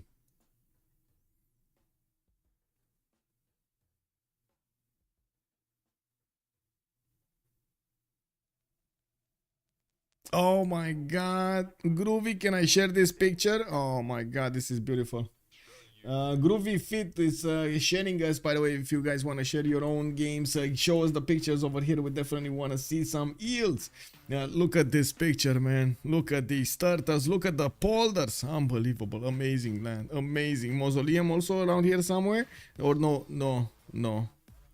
Oh my god. Yes, it is. It is mausoleum somewhere. Where is? Oh, here in the middle of the screen. I couldn't see because of my nose. I'm sorry. I couldn't see because of my nose. Unbelievable. Can Macedon see Egypt? Yes, Macedon sees Egypt. He has a scout right next to his border here. I would imagine Egypt still didn't go for the north, but Gaul is gonna get in there. And we do have from the other side the vision over Abydos and Rakedet already. He knows his opponent is actually just building wonders instead of getting some units or new cities. And by the looks of it, well, we're going to need to wait and see if he's going to put down those encampments soon enough. FivezzZ still gets bronze working in 3 turns. Remember, you actually need to hard take that. There's nothing that helps you in the game to get it unless you're gonna get it from a hut or something. Because you need to kill barbarians and there are no barbarians in the game. This is no Netherlands, this is Nether Seas. Yeah. I'm also a bit surprised we didn't have somebody make a decision that there should be an auto, auto boost for bronze working. Because you cannot boost it otherwise. Like most of the all others, you can actually boost by yourself, but bronze working you cannot boost by yourself. Anyway.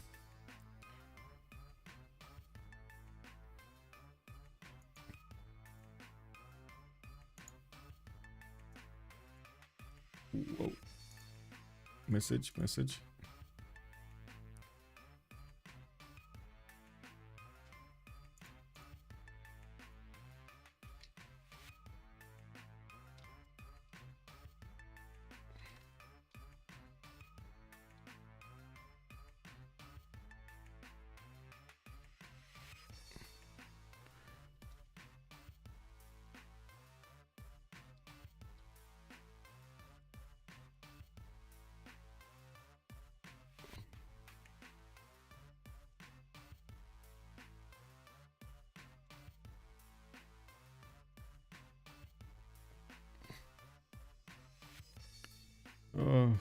So many.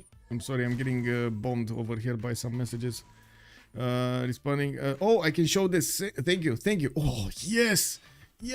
Oh my god, yes. Let's see this also. Thank you so much, Ferhat. Much appreciated, sir. Look at this. I'm fine. Yeah, Yokul. Look at those faith points over there. I would imagine Fire Goddess is activated in Moscow and St. Petersburg. Oh yeah. Wait, what is that catapult doing there? Wait, are you trying to actually drill into the mountain, mountain? You could just make him mad, spew some more eels here. Is that the plan here? Why is that catapult there? You know? It seems it's very dangerous. It's looking very funny at Yokul. Jokul, actually. Okay, so they did have a quick lobby. I'm just gonna try to get back into the lobby as quickly as I can. There we go. Well preserved. Yeah, exactly. Mad Beats, also good evening, sir, and welcome. Egypt archers are heavy chariots, Kavkas. Yes, they are. You need to be careful when you select your things there. Ooh.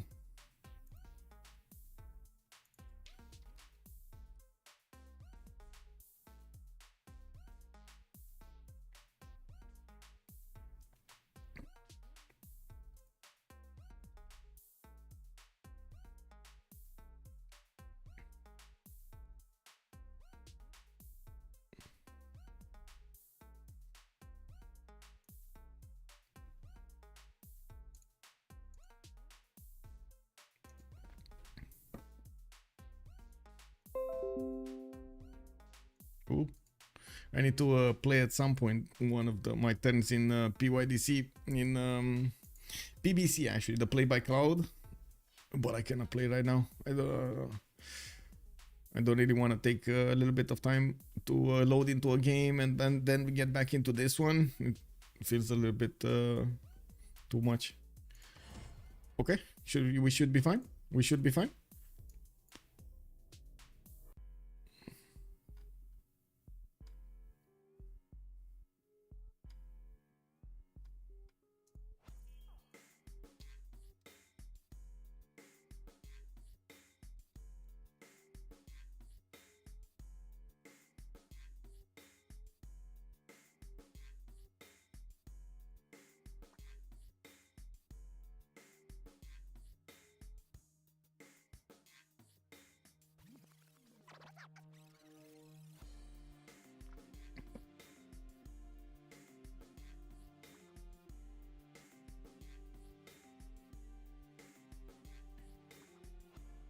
Okay, so when game?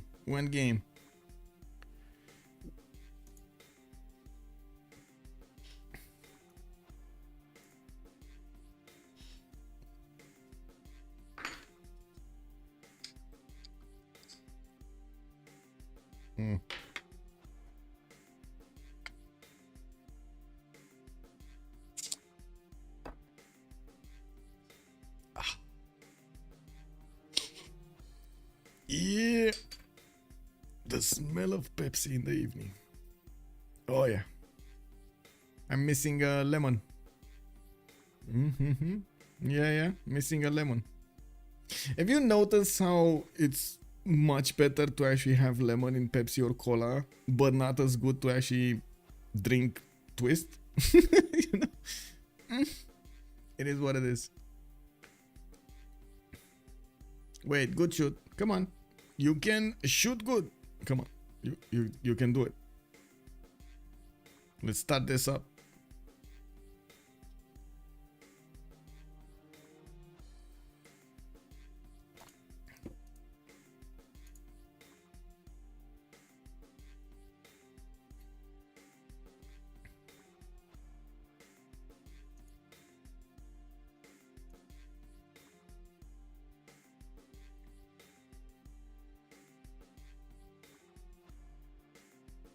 When's the France land? Next week. Next week. So next week, I guess I can talk a little bit about. We got the time going. So next week I'm flying to Paris since Wednesday morning. I'm gonna try as much as possible to fix my schedule during Monday and Tuesday, because yeah, right now I'm like going to sleep at like 7 a.m. when the flight should be towards Paris. I'm arriving there 2 days before the land. I'm probably gonna have a Wednesday all by myself, and I'm gonna just try as much as possible to get to visit more stuff in Paris. Try to get some food going and so on and so forth over there. And even if anybody's gonna be there, just give me a holler. I would definitely want to get a beer with you or a coffee or whatever. I do want to meet as many people as possible since I'm there. That's the point. We do have also on Friday the opening, so of the LAN. I'm not sure about the hour, but it was something like around 12 or 1300, if I remember correctly, the schedule that was shown. I can take a look, but I guess it's around there. So I'm gonna make an announcement anyway on Discord when exactly it's gonna start. Now we will see 4v4 tournament. We will see some FFA tournament, some FFA games. We're also gonna see, if I remember correctly, some fun also games over there. Last LAN we did have basically like a trivia set game in between the games, and the players just needed to answer questions as quickly as possible, and they had like a 50 questions something to answer, and at the end of the game, whoever got the most answers good, the better answers, that one would have won. And it was amazing, but I didn't actually get the information at that point. I was so focused on the 4v4s that it slipped my mind. We will also have the FFA finals of CPL on Saturday, so that's gonna be a big event. I gotta say, next week is gonna be a very big event. We go to Paris, we see a lot of pictures, we sample everything there, right? Ooh, we see the French with their original baguettes. That's gonna be amazing. And then we're gonna go in the LAN. We're gonna see probably 2 or 3 games, 4v4s or 2v2s. We're gonna see then. I'm gonna try to get as many as possible from Friday until so Friday all day we're gonna have the games there, and at the beginning of Saturday we're gonna have a game from the LAN, and then we're gonna switch to the FFA finals of CPL Premium. That is going to be amazing, of the CPL League. That is going to be amazing. We got 10 players, which are the best players right now in the league, fighting each other for the supreme title of champion. That's going to be only one. Only one can get there. Only one out of the thousands of players that have been playing in the community. Now we will see the French, the Romanian, and the one German. Yeah, exactly. Kathy Anthony also, Paris is so expensive. Good evening, sir. Oh my god, I hope it's not going to be that expensive. I really hope so. It is what it is, but yeah, I guess it is expensive. Also, the Storia tried to go there, but he failed. He started too late. Sorry, I won't be there. Wait, what do you mean he started too late, Rafifi? I'm not sure exactly what you said. Paris is not France. It's just a bad representation of France. What do you mean? Come on, man. It's an awesome city. Like, it's like any big capital. It's gonna have like multiple sides of it, but most of it, it's pretty good. Oh, for the CPL top 10. Oh, I see. Wait, he didn't get into the top 10? The Storia? I know he tried to go into the top 10, but he didn't get into the top 10. Give me a second.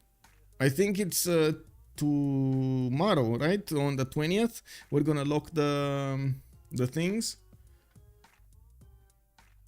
What is it? Oh my god. Not this. I'm trying to figure out where I'm on the FFA season leaderboard. Okay, there we go. So we got in the top 10 Dragos, we got 18-19 RPGs. This is a flying toilet. Andrew, Senok, Leech, Zelfer, Tiritz, Mihalic, Golden RPG, and Deskra. While it looks like Under the Gun is gonna be on 11th, he's just above the, oh my god, he's like on the spot over there, exactly on the spot. And I don't know where Distoria is.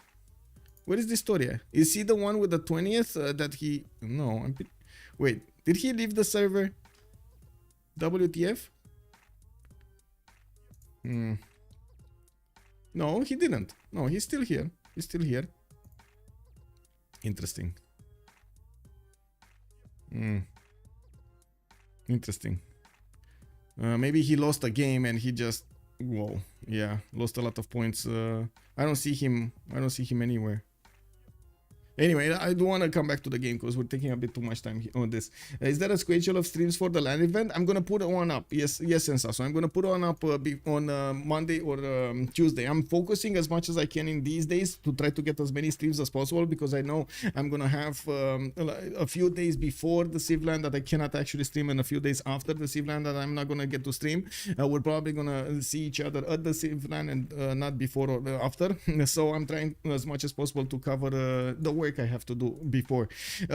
So yeah, everything next week. The story is 29th. Okay, I see. So he dropped quite a bit over there. Thank you so much, Linda.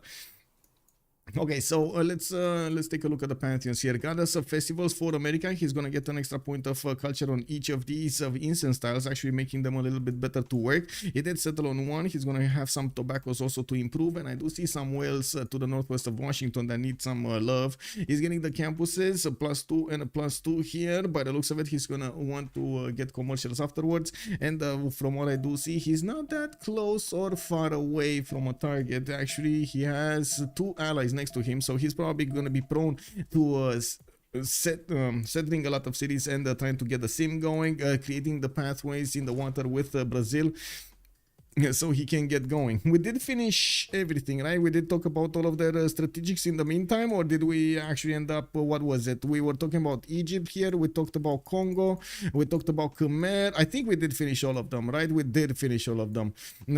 Still not. Oh, right. He does have both strategics over here, the horses and the iron. Antananarivo did get away. It looks like Aztec is moving back with the Eagle Warrior, and that Warrior of America just popped the hut and kept on going. That leg might be deep. Yeah, he started too late. He won only 10 points by top 1. Oh, I see. He started too late. Well, it is what it is. Let's take a look over here. What do we have? Gaul, no Pantheon yet. We do have Brazil, still no Pantheon, and it looks like Aztec is sending some scouts there to see what's going on. So is Brazil trying to get into the borders of Teotihuacan. Interesting position for this harbor, though. A 0 adjacency harbor on the west side. I'm not sure that actually makes sense. I would have imagined he's gonna try to get it maybe in Tenochtitlan's lake, so he can actually get a little bit more adjacency to the other one, and maybe get later on adjacency with like a Governor Plaza or something over there with other districts. But in this case, like a 0 adjacency does. Instead of a +3, that would have been very expensive, though. I'm a bit. I gotta admit, I don't think he likes this, and I don't like it either. Especially later on in the game where you want to benefit from the harbor more than it's just the territory out and some housing. I'm pretty sure you're going to want to get the adjacency as high as possible so you can benefit from extra production from those shipyards.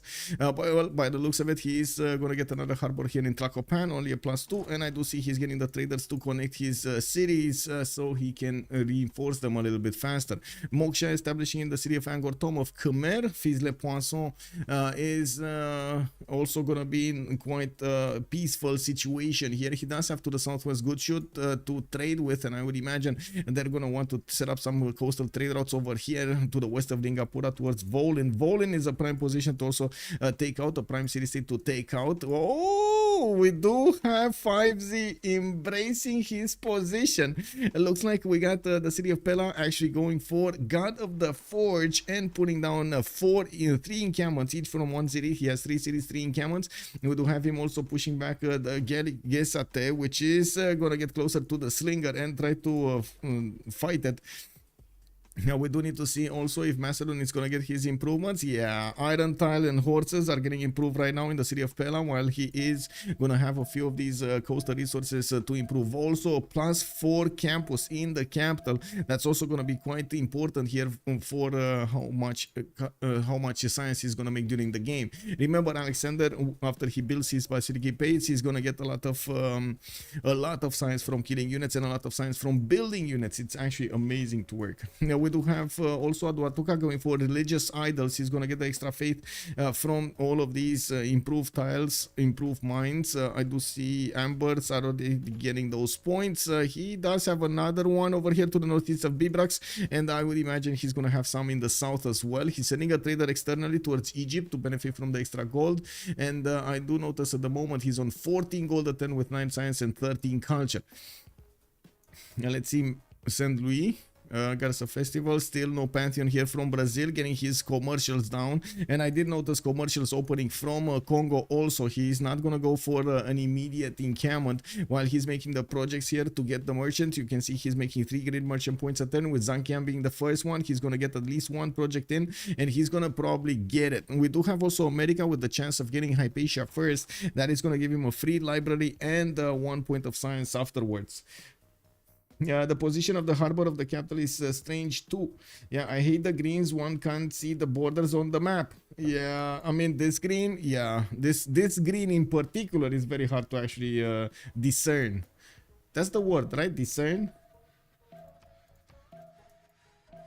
Anyway, we do have Magnus established in the city of Tenochtitlan. Looks like Kid is going to want to go for his internals. He does have his harbors getting out, and of course he does want his trade routes singing as soon as possible. Has so much food in the capital. He's already 5 pop and growing to 6 pop in 2 turns with 5 surplus food. Getting a few Eagle Warriors out. I do want to also mention Teotihuacan. Did he just pop a builder or did he buy it? I'm pretty sure he popped it, right? You don't have gold, so maybe he actually bought it. I think he popped it. He popped it from a hut. Yeah, he popped it from a hut. If it would have been built, this wouldn't have had movement, I'm pretty sure. Anyway, now we do have, by the looks of it, 3 nations that, no, 2 nations that will have 10 science. GuardianOfTheNachos with his 2 campus opener, and I do see his second campus is going to finish here in Philadelphia quite soon. He did manage to get the extra culture going from his plantations, which is giving him already 3 points, and he can keep on adding more points of that while he's getting a 4 settler from the Washington. He's also establishing Magnus there in 4 turns. He's going to have internal trade routes to work for quite some time. He's also next to Tob. Again, he could actually try to set up some coastal trade routes here in between there, or in between him and Brazil. We're going to need to see how they're going to want to get the gold going between them. Now, by the looks of it, Brazil is also sending another settler towards the north from Porto Alegre, which is going to be scouted out by that American unit. That's going to be fine. You can see how they're trying to protect, get the vision over here. This is beautiful, by the way. I do want to point it out. You see how they're getting the vision way in front of the settler. They're not letting the settler move all by himself, and they are working together to get that vision. This is beautiful. The position of the harbor in the capital is strange too. Maybe he has a plan in mind that we don't know yet. And looks like the gap from Plaza is definitely going to make that harbor good. It's a +4 right now. It does make sense, a little bit more sense now. Maybe we're going to have also some aqueducts being settled over here. Maybe some other districts in between the Gavron Plaza and that harbor. And at the end of the game, we will actually see, or by the time he's going to get the shipyards, we're actually going to see this a little bit better. But how much better can he get unless he gets a commercial here? He's not going to get that high, right? It is what it is. Yeah, we do also need to take a look at their technology. We do have Almog going for masonry in 6 turns, and by the looks of it, he's getting his markets immediately after building the commercials. This is going to put him quite late on getting a classical unit, and we will need to see if he is going to manage to withstand the possible attack from Aztec. Right now, we only have a single Eagle Warrior coming up from Teotihuacan. That's the second city of Kid. The third city, actually, that's his big 3. While he does have extra production towards melee units, we do usually see Montezuma still prefer horses because they're faster, because they get there, and they do have a more, a bigger amount of horses improved at the beginning of the game throughout their teams. Hansen, hello there, sir, and welcome. How do we know when the next CWC starts? Yes, we do know. It's April. So it will be 1 week after the CVFR Squadrons ends. CVFR Squadron ends at around early April, mid-April. And we're probably going to see the CWC start from the mid-April to the end of April. I'm not sure exactly, and I don't really want to put a hard date. only like how to say, around that time, because we've seen multiple times that we do need to adapt to what's happening, and a lot of the times, sometimes, you know, some situations arise in which two teams couldn't actually field the players at that moment in time. We need to wait a few more days. Some players will have other problems, some players will not, and so on. Or maybe they won't give us the details in time, and so on. There are so many things moving at this point throughout multiple communities that we're trying as much as possible to keep them in line. So we're going to need to see. Also, it's an ongoing process of synchronization between all of the communities towards these qualifying seasons for the CWC. And we've seen multiple actually experiments from the CPL Premier League, from CVFR squadrons to try as much as possible to adapt. And also give the players, how to say, more challenges or different challenges. In what situation would you build a commercial hub and harbor in the same city? It used to be that you wanted to get Reina with the double, and you wanted to go free inquiry if you had a very, very good setup like that. So that city, only that city, would have probably given you like half of your science after free inquiry. CWC has been in March for years. CPL planned its schedule around it. Now Sinai is tied to CFR, and CPL schedule is trashed. That is not true, Linda. That is not true. We had this talk quite a few times about this, and it's not about the CWC or the CFR being trashed.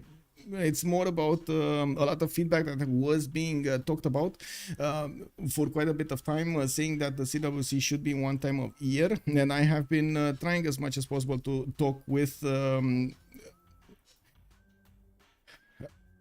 everybody involved over here, most of the time with Benjak, with the admins in CVFR, so we as much as possible try to coordinate. Like unfortunately, we did have a pretty long season for the CPL. We did have a shorter season for the CVFR squadrons, and they will have another one, and they're not gonna get to compress that much.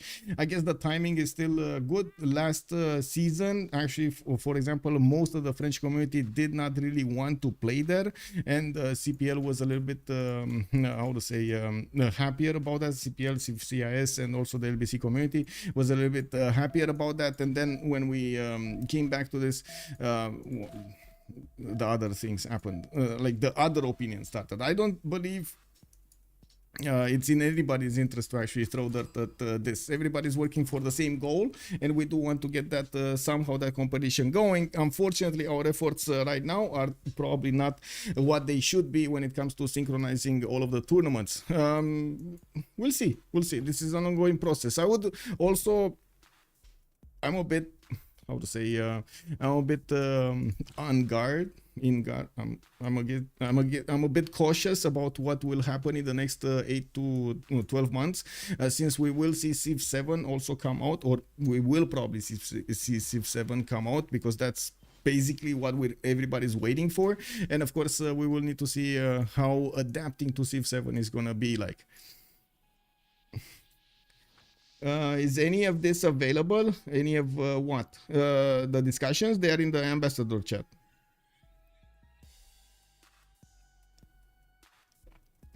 Yeah, Civ7 will definitely be hype. We do have America sending another settler to the west side, and Alex has an Eagle Warrior there trying to do some mischief. We do have also this Electra. Good evening, sir. Civ7 will have a functioning multiplayer cope. Yeah, I hope so. Invisible, in other words, I mean, I don't know. It wasn't really meant to be invisible. It was just a place of meeting in between all of the representatives of how to say, the communities, and it's just much easier to have a talk whenever you're gonna have like only 3 or 4 people instead of like 20. And there we go, it's actually available. I know last year there were talks of people not actually seeing that, and I opened the visibility, so there we go, it's actually available. I don't think anybody has over there any kind of how to say, anything to hide. Yeah.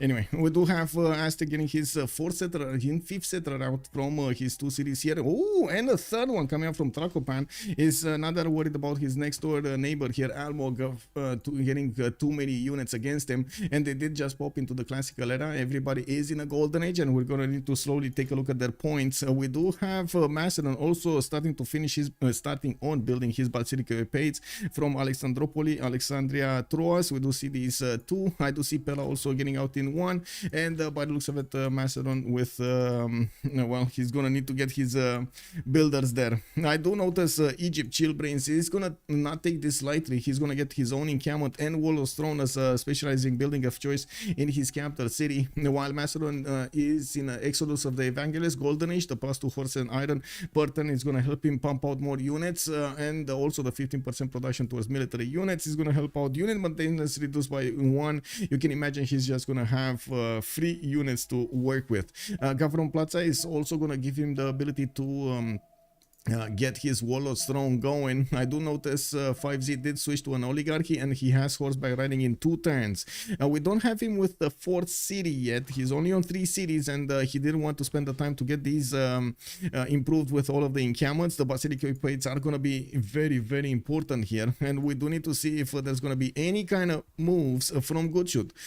Look, we got also FizzLePoisson with the Monumentality Golden Age, Khmer 10 Science with 18 Culture. We do have him on 33 Faith Attorney and 43 production, while Javarman in the 7th year is going to get his ancestral hall in 1. He's going to start expanding his territory as quickly as possible with the settlers. Already has a 4th one coming out from Lingapura, with 5th and 6th also on the way.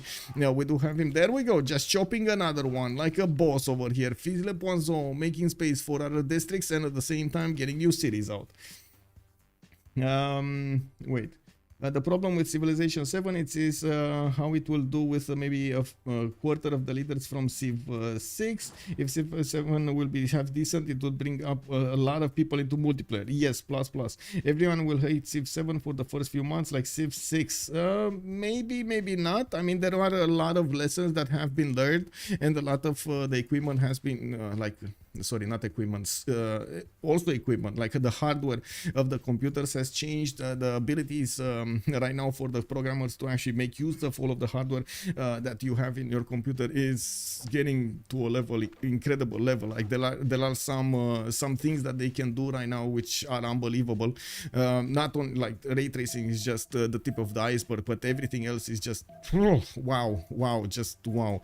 We did have also a much better internet, a much stable internet in the last few years, with more internet lines being switched to high-speed lines, and also the internet subscriptions of each and every one of us has seen an increase when it comes to the speed, or at least in the majority. I hope it's in the majority. I'm not aware of exactly the numbers, but we have seen an increase year by year in internet speed, average internet speed. I'm pretty sure all of those are just going to connect when it comes to the new version. I guess so, yes. In terms of content, we're probably going to see not as many leaders. We're probably going to see some modules that they're going to add later. But at this point in time, I would assume everybody wants to see Civ 7. Does it matter? Does it matter how good it will be? Let's see. Does it matter how good it will be, or you just want Civ 7? High-speed internet. Tell that to German players. I mean, I don't know. That sounds like a Germany problem, you know. It is what it is. I hope they bring some interesting civs, not 4 England and 5 Chinas. Yeah. Well, let's see. Religious Shinto. Let's actually take a look over here. What does he have in the religious screen? Shinto is going to give him work ethic for the extra production from his shrines and temples, and Ethereum bridges for the 30% spread.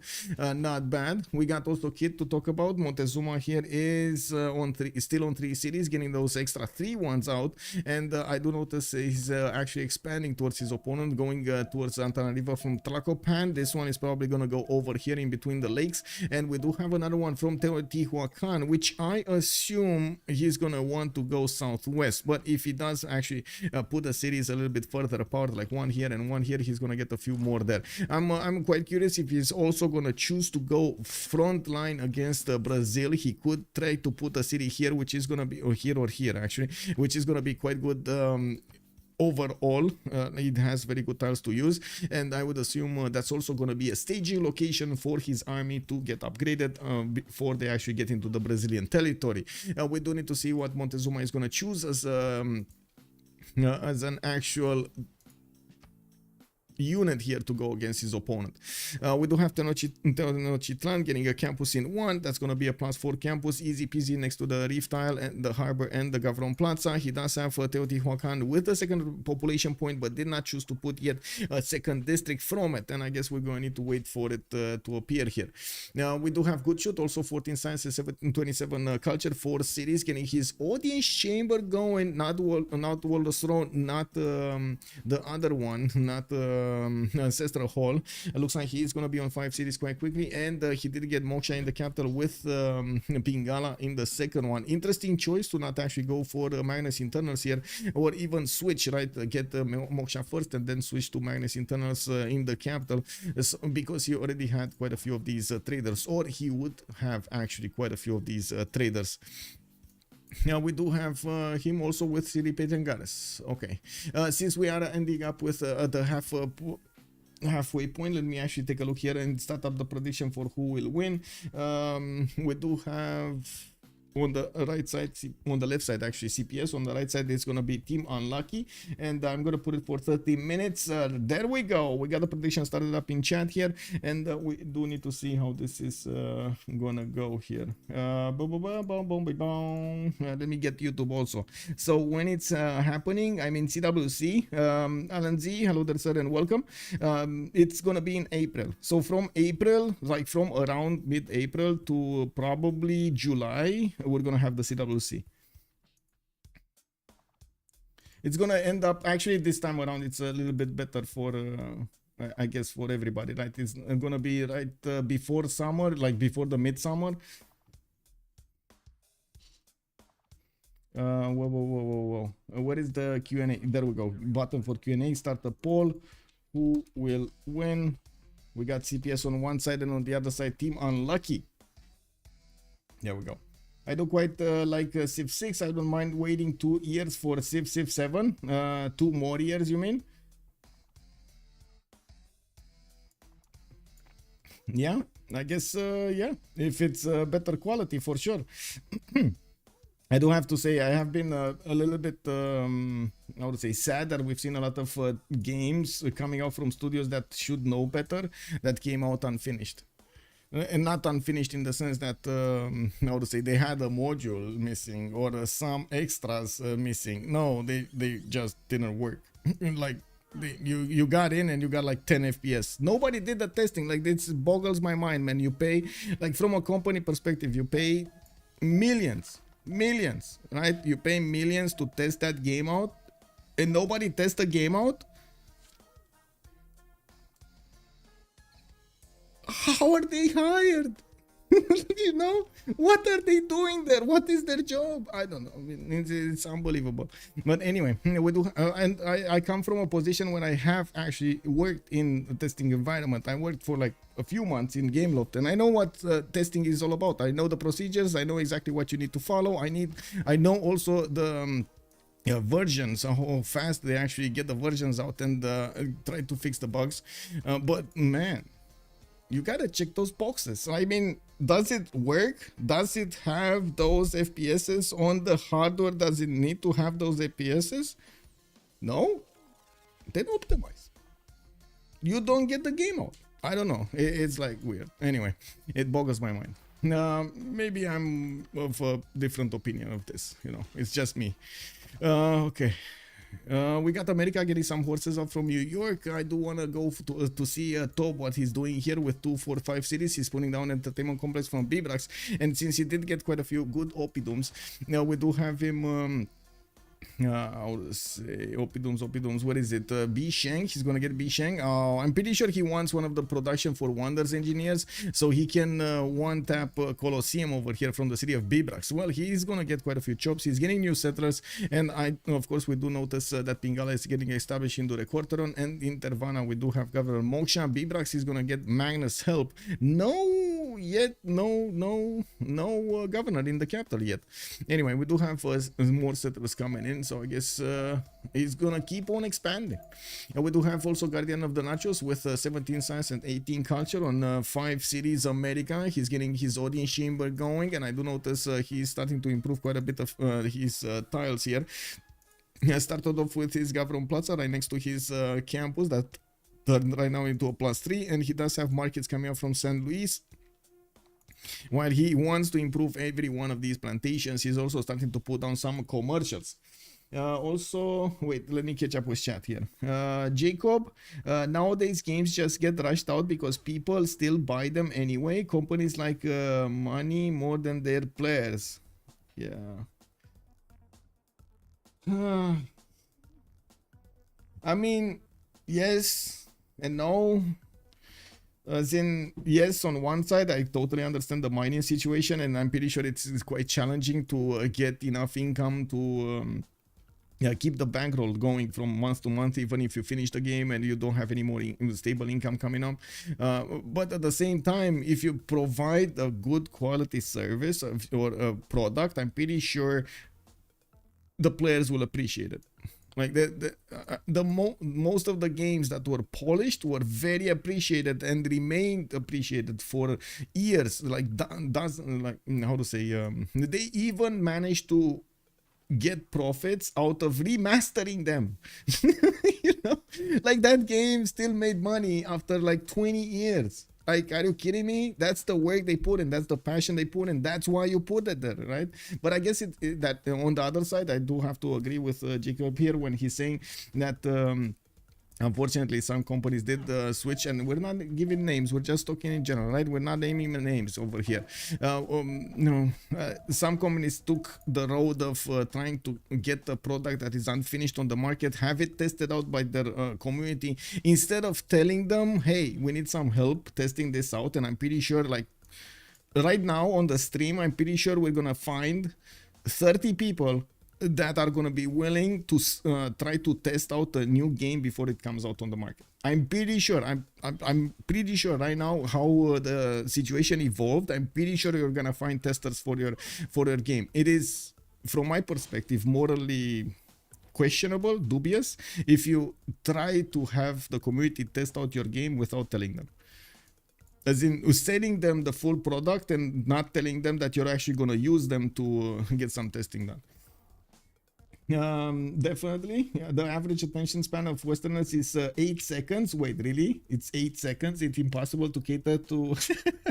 Okay.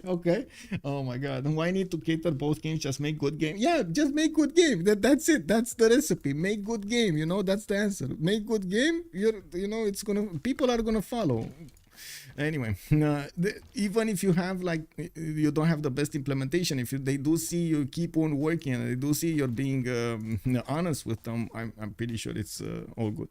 Anyway, now we do have God of War and Plunder being chosen by Brazil as a pantheon, and now he's actually putting out quite a few horses. He might actually go against Aztec, which did for or settle his neighbor here. Almog with Pen Brush and Voice Golden Age on 18 science and 25 culture. He doesn't have the upper hand on Montezuma in terms of stats, and he did not put yet one encampment down. We do need to see if the encampment of Aztec is actually going to pump out. It's going to give him the ability to pump out a general, since Macedon is going through these generals extremely quickly. We do have some Hetaris already getting out of the Macedonian cities. Not that many of them, but look at them. They're building up. They're building up right here. He has the general also deployed to the southwest. He has Strongtrack recruited, and slowly he's mashing through the Egyptian units that he finds out of place. There is a general also recruited on Egyptian territory, and it looks like Chillbrains here is going to get extra +5 points on his horses to try to defend a little better. And this is where Congo would have needed to come in. This is where like 5 units from Congo would have made all the difference in the world to finish off Egypt here. Well, that's not going to happen. We will see Macedon slowly grind his units against the Egyptian defenses, and I'm pretty sure Egypt is going to want to defend his tiles as strong as possible in the rainforest and in the forest with hills, and not on the flat tiles or the tiles that they don't have features on. We did have also Pella going for his Warlord's Throne. He's going to get more production towards these Setaris, and that's probably the reason he's wanting them from so many cities. Also, I fully agree that well-made games are better for everybody. Look at BG3. People loved it, especially because it was mostly finished. Yeah, Jacob. Yeah. 1 out of 57 odds. I guess I voted. Wait, really?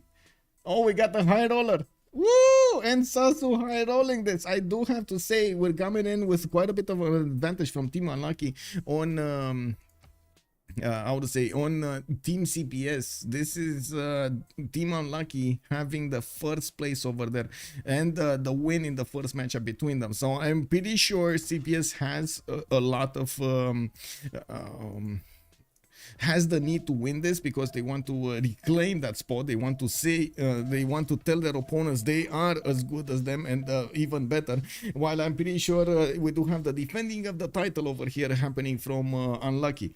Looking at what's going on in Khmer's land, we do have new theater squares coming around, and I do see Oracle is getting out. FizzLePoisson is starting up on his culture expansions here. We do have also a few more holy sites coming out, and I do see 45 faith. This is actually a low number of faith generation at this point in the game. I was expecting like 90, 100. This would have made sense for me, but I guess it is because he just didn't have that many of these amazing holy sites yet. Now, he also doesn't have the prasats yet, so it's still gonna be a bit of time until he gets everything going. We do have the Macedonian units getting onto the front line. Still not enough of them to actually break through the Egyptian line of defense. And I do have to say he kind of went in the... I would say in the worst land possible, but he is going for the traders, right? He wants to cut off the trade routes between Gaul and Egypt, so they don't get that much gold. I would imagine he would have had a much easier time if he would have tried to attack here, from here into Abydos, where the flat is, where you will need to attack into units on the flat land. That is where he would have had a little bit more success. But anyway, it's still a matter of units. Macedon is heavily incentivized to just build units, getting that science out, not paying anything for them. He's just gonna keep on spamming. He can definitely get a few more settlers here. I would imagine another 3 cities are gonna be quite good, while he is already pushing Egypt quite hard. He's gonna slow him down. Chillbrains did manage to get 34 science and 29 culture. He does have 77 production with an incredible Etemenanki in the city of Abydos and quite a few already built districts. Will Swallow's Throne, he's not paying that much on this army, but he doesn't really have the ability to attack into the Hetaris and take them down. Do it. Yeah, do it. Elder Scrolls 6 over Starfield. Exactly, right? Elder Scrolls 6, amazing game, made, polished, passionate, everything. Starfield, some good graphics, very bad game. Like extremely bad game. Like that game felt like it was more made to get money out of you than actually play, make you have fun with the game. Like it should be a game, you know, a game. It should deliver entertainment. That's the value transaction that you're gonna get, right? You pay money to get entertainment, and some I heard actually they are thinking about how they pay for a game in terms of how many hours they consider they will spend into that game. So they say, okay, this game is $60. Okay, $60. That means if I play 10 hours of it, I basically get like a $6 an hour entertainment value, right? Well, okay. Some would like that. Some would say, yeah, but I won't pay $60 for a game if I don't get at least 100 hours. If I don't get at least 1,000 hours or something like that on the board. If you start doing that math, games that are $150 or $200 sometimes do make sense if you really like that game. If you want to spend that time to play and get the entertainment value for it. I'd go Jesuit. Interesting. Okay, I predict Khmer 80 turns culture victory. Yeah. Also, I do want to spend a little bit of time to tell you something, by the way. I do hope you're gonna give me a like on YouTube over there on the video. Please do so. It does help me out with the algorithm a lot. Also, do share the content with every one of your friends. Hello, let's get the community bigger. And at the same time, I do want to say, I really would like to know what Civ would you have played in this game, or from the leaders or from the leaders not being picked. Civ and Sasu just did the math right now. Civ6 cost me $0.00001 per hour. You see, so basically Civ6 has an extremely good return on its value or in its initial purchase, right? An extremely good return. Like the entertainment value you got from this game, if you compare it to a lot of other games, is just sky high.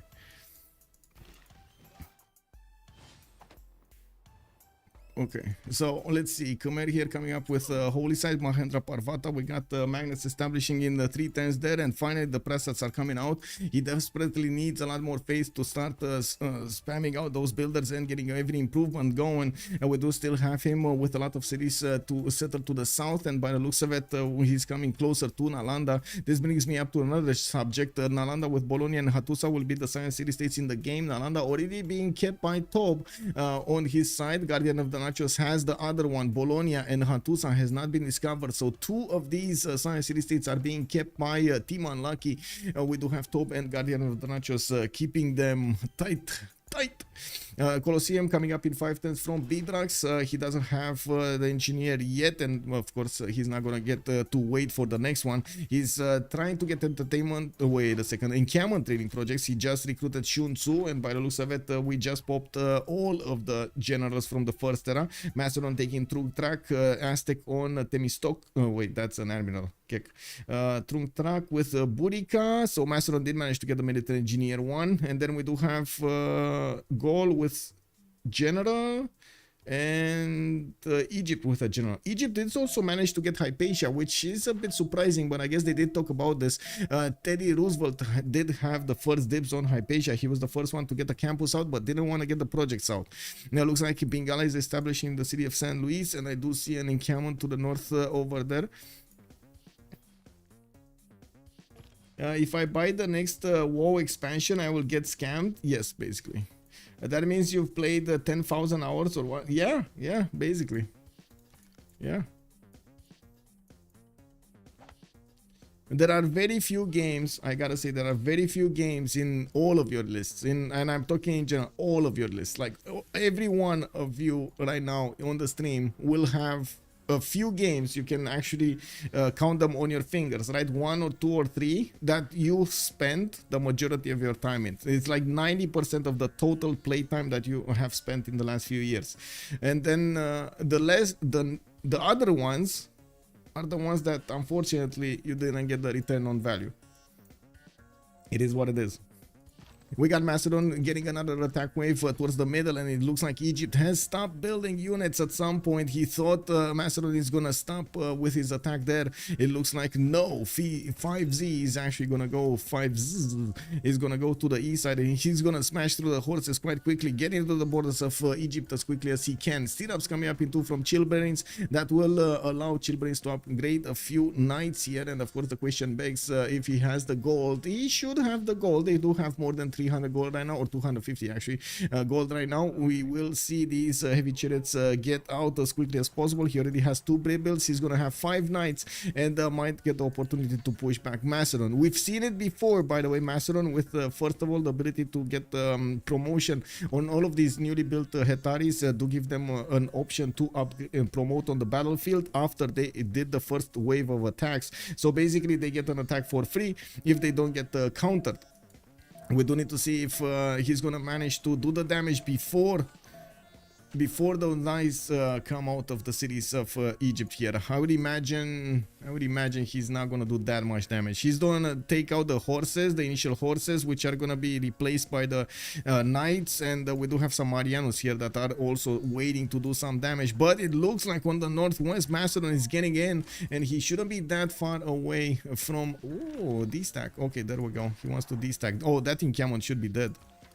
Wait a second, that encampment should be dead. He destacked.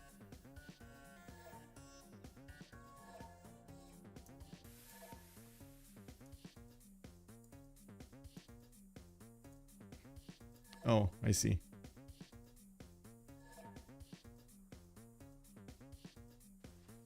Anyway, it is what it is. One died there. That would have died anyway. But I do believe the encampment should be dead here. He just needs to smash it. He has movement on 2 Hetaris. Yeah. No. Wait. He didn't tap it. He didn't tap it. I guess he was worried about these Gallic units. Anyway. Okay. It is what it is. Wonder if Egypt knows all Macedonian units heal when capturing a city with a wonder. Kick. Wait, what? Wait, what? Macedon, give me a second. I didn't know that. Kick. Conquest 20%, that's I did know. Eureka for each encampment and an inspiration for each holy site. Receive an extra military person after researching the political philosophy. Okay, but what is it? Oh, all military units here completely when this player captured a city with a world wonder. I see it. Oh my god, it was literally the last line of Macedon. Oh my god, this is gonna be interesting. I don't think he's gonna get cities though. Like, unless he keeps on spamming units, which to be honest he is doing, and gets a road going towards the south, it will probably end up being a stalemate here. The fact that he's pushing Chillbrains so hard, it's still gonna be a problem for Chillbrains and the whole team actually. They're putting more and more resources, more gold to help him out, and he just doesn't have the time to get new bonuses out. Good thing is FivezzZ doesn't have that many stats either. He is relying as much as he can on taking out his opponent units and getting the science from building these units. You do see he is starting to smash through the units of Egypt here quite easily, to tapping these sources with his Setaris, not even benefiting from the promotions from them, getting science points from each of these attacks. He needs sprinting, yeah. Unstack drama, kick W, man. This, okay.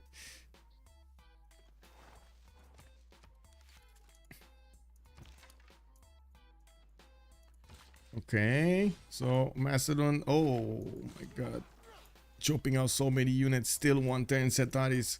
Okay, Colosseum has been finished here in the Gallic city. We do have pyramids scanning out in 6 turns, giving him a free builder and a free builder charge on each of his builders from then on. Bisheng gonna be that next one. Still Bisheng, wow, it's still Bisheng.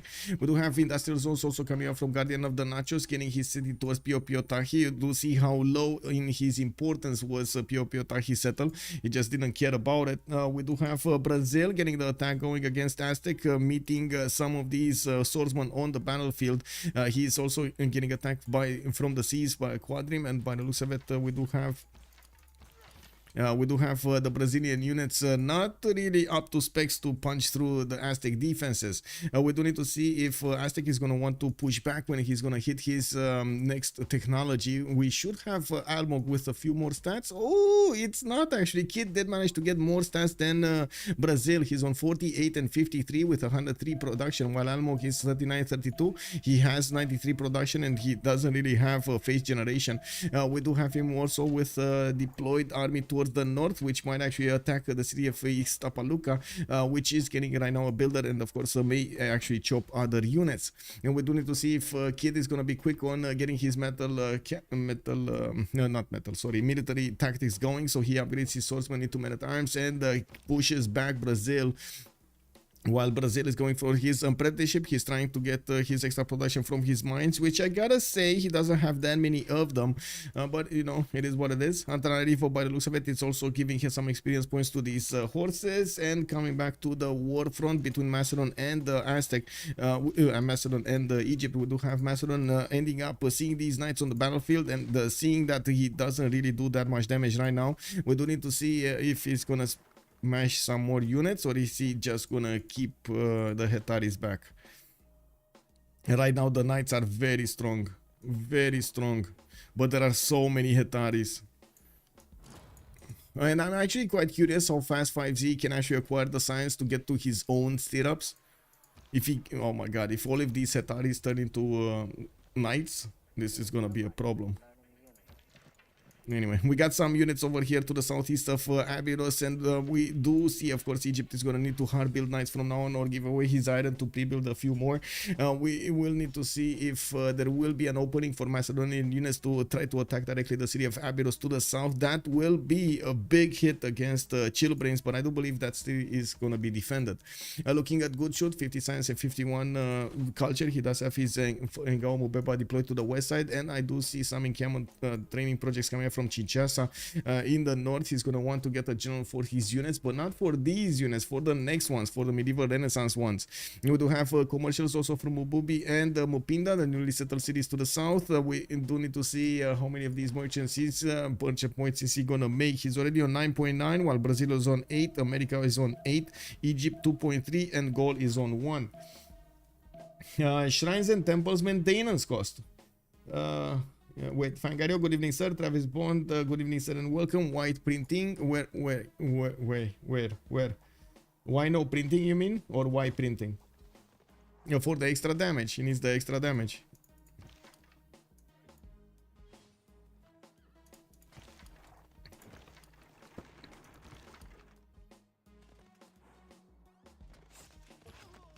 Well, that's a dead knight.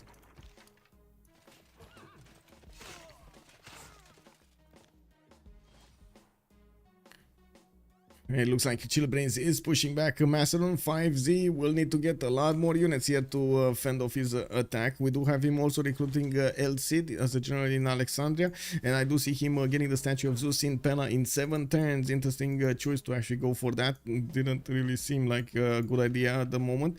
We do have also here some moves that need to be done. It doesn't really have the moves though. Some horses are also coming up from Gallic cities. I'm pretty sure they are trying to get the era score from each of them, and of course having the first horse unit and the first horse using unit and the first iron using unit is gonna be 1 point. We got pyramids still building in Bibrax. Didn't I see the pyramids are building like 10 turns ago? Wow, this is a very, very slow building pyramid. Now we got also aqueducts coming up from America, setting up his getting his setup going for his industrial zones. I do see Philadelphia with Charleston are gonna couple their production together, while Washington is getting it to the south. He's gonna give some more adjacency to San Luis also. Yeah, I do see an industrial zone. Is that the San Luis? No, that's Washington. So he can get another industrial on the aluminium tile next to that aqueduct. Doesn't need to build a new one from San Luis. Now we do have quite a few units from Brazil also getting next to Antananarivo, which has been levied by Kid. Kid is also pushing back the units of Brazil slowly but surely. He still needs to get his next... Oh, he did get it. No, he didn't. It's 4 turns out. Military tactics here in 4 turns. Mercenary is also coming up in 1, and I do see he kept on building quite a few Eagle Warriors for the pre-builds. He keeps on getting those Eagle Warriors, so he sends them to Azcapotzalco and makes quite a bit of a splash in, and wants to prepare for a splash into his opponent's city's Almog. Now we do need to see also FivezzZ getting all of the Hetaris in a line here, so they can try to figure out the Egyptian defense's weaknesses. Of course, for Hetaris, I'm pretty sure they can actually take out the knight, and we do need to see if he's gonna start banging on them. Wait, is it 4 or is it 5? I think it should be 4, but maybe it's 5. By the looks of it, the damage on the Egyptian units. Yeah, man. Yeah, that's a problem. Well, it is what it is.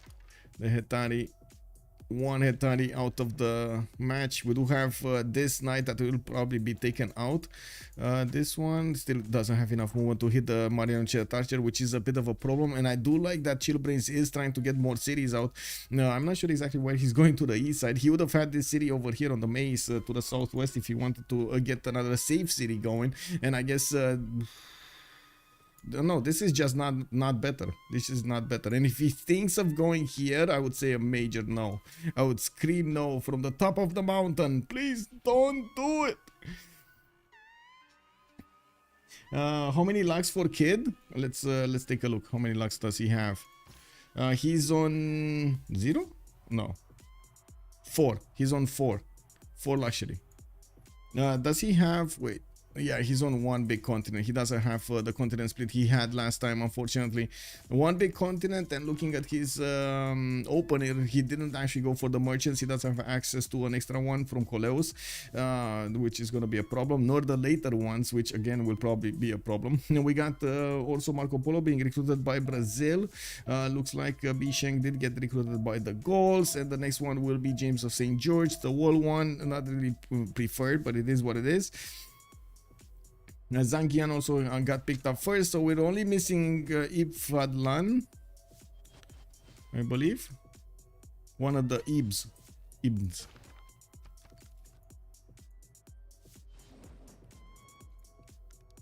What is it? 2 turns? Okay, then let's see what's going on here. Are we gonna have that attack started off or no? Well, it looks like Egypt, first of all, doesn't see how many units Brazil has all behind all of this. Is this gonna be like one major attack started off? Are we gonna see all of the units of Macedon start to attack at the same time everywhere? They should definitely have enough damage to go through these, like go through these 4 units. The knights, the two knights and the 2 marionette. Even this one, this knight is actually in flood terrain. He's getting the -2 unfavorable terrain penalty. Surely Cleopatra can tell her great grandpa to chill out. Yeah, Entropy, good evening, sir. Shinai temples maintain a cost. Why is Khmer negative cost? Oh, that was the answer to the question. I see. Yeah, Khmer, well, right now he did jump up to 20. He did put down 2, 4, 6, 8, and 10 cities, and he's now getting the theater square. So he does have Pingala with Oracle in the same city, and I do see he's getting his aqueducts for the production. Nice setup, by the way. He's gonna get quite a bit of production extra from these. We do have also theater squares coming up from Angortom, horses from a few cities, and taking a look how much time we have. 4 more turns until the next era. We gotta take a look here. FivezzZ 2 points away from getting a golden age. We got FizzLePoisson on 8 points out. The kid is 7 points out. GoodShoot is gonna be 4 points out. Top is 1 point. It looks like GuardianOfTheNachos is 8 points. Almog is 3 points, and Chillbrains is over the necessary mark to get his golden age. He's the first one actually to get the golden age. Alexander is gonna be very close to this number, and by the looks of it, we didn't actually have a push here. Oh, now we have the push. Dun, dun, dun, dun, dun, dun.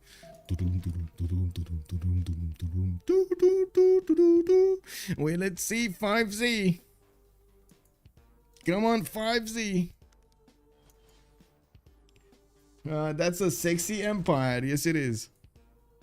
I wonder if Egypt pushes straight to printing. Let's see, in the tech side, we do have, oh, whoa, we do have, and look at that, 4 of these Hetaris can actually take a knight. It was, unfortunately, it couldn't move that fast to get the last hit there. Anyway, we do have, oh my god, we actually have him going here. So, okay, don't get me wrong. The reason I'm saying he shouldn't go here is not only because of the Hetaris coming up from the north and him putting a city which is much closer to the Macedonian cities, but because of Kongo from the east side. He is still at war with Kongo. Kongo will help at some point. It's just a matter of time. And if you do give the option for your opponents to go for a 2 versus 1, easy 2 versus 1 against you, who in their right mind would actually ignore that, right? That's what I'm saying. So I'm pretty sure you do need to pay attention to how close or how far away you're actually setting cities in between you and your opponents to not make it easier for them. But of course, you do want to not make it harder for you either. So I would imagine cities that won't have that many yields are not going to be preferred at all. I still believe the May style would have been quite nice. He still has the builders to improve most of everything. He should have apprenticeship also, or soon have apprenticeship. Let me see. Does he have the extra mine production? Yes, he does. 2-3 mines. Okay, so he does have apprenticeship here. So I'm pretty sure he would have made this city work. He just needed to buy a 2-2 tile for the beginning and then improve everything, get some extra gold from underneath it. This would have been safe, would have given him another way of getting units on the front line from safety, and also given him the opportunity to put like new commercials or get some campuses going and so on. Egypt is crazy to forward settle 2 war civs. Yeah. I don't know what this is about, but you do see that GoodShoot did receive the message from FivezzZ. He did notice the knight moving and trying to settle a city there.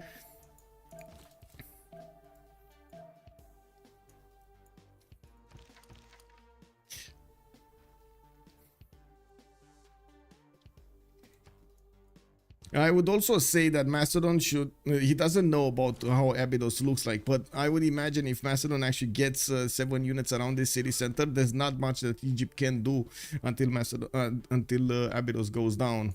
He just didn't go for it. Anyway, we'll see. We'll see what Macedon is gonna do here. He still has a problem with the knights, and by the looks of it, he's getting hit quite a few times. That knight is gonna be traded away. We do have 2 more Hetaris, one that does have a promotion, the other one doesn't. Oof. I think FivezzZ doesn't have the first moves. I think he actually has quite a bit of time until he loads in. So there's Chillbrains with quite an advantage here, because his opponent is not able to respond that easily. But so is the other way around. Chillbrains is not going to get to respond to the last moves of FivezzZ. I guess Egypt is just unlucky. I see what you did there. I see what you did there.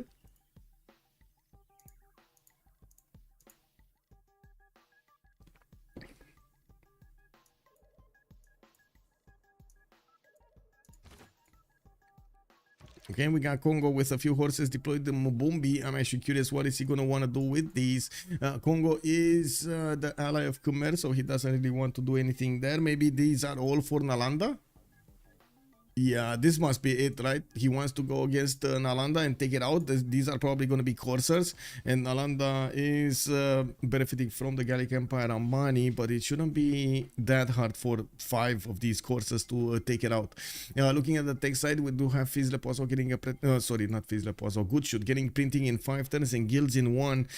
He's starting to make some of these horses to the west, but I don't think he has enough of them if he actually wants to go to war here. He's on 67 science and 70 culture, definitely keeping up ahead against Chillbrains with 50 and 42.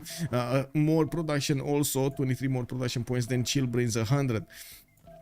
Now we do also see Macedon, massive.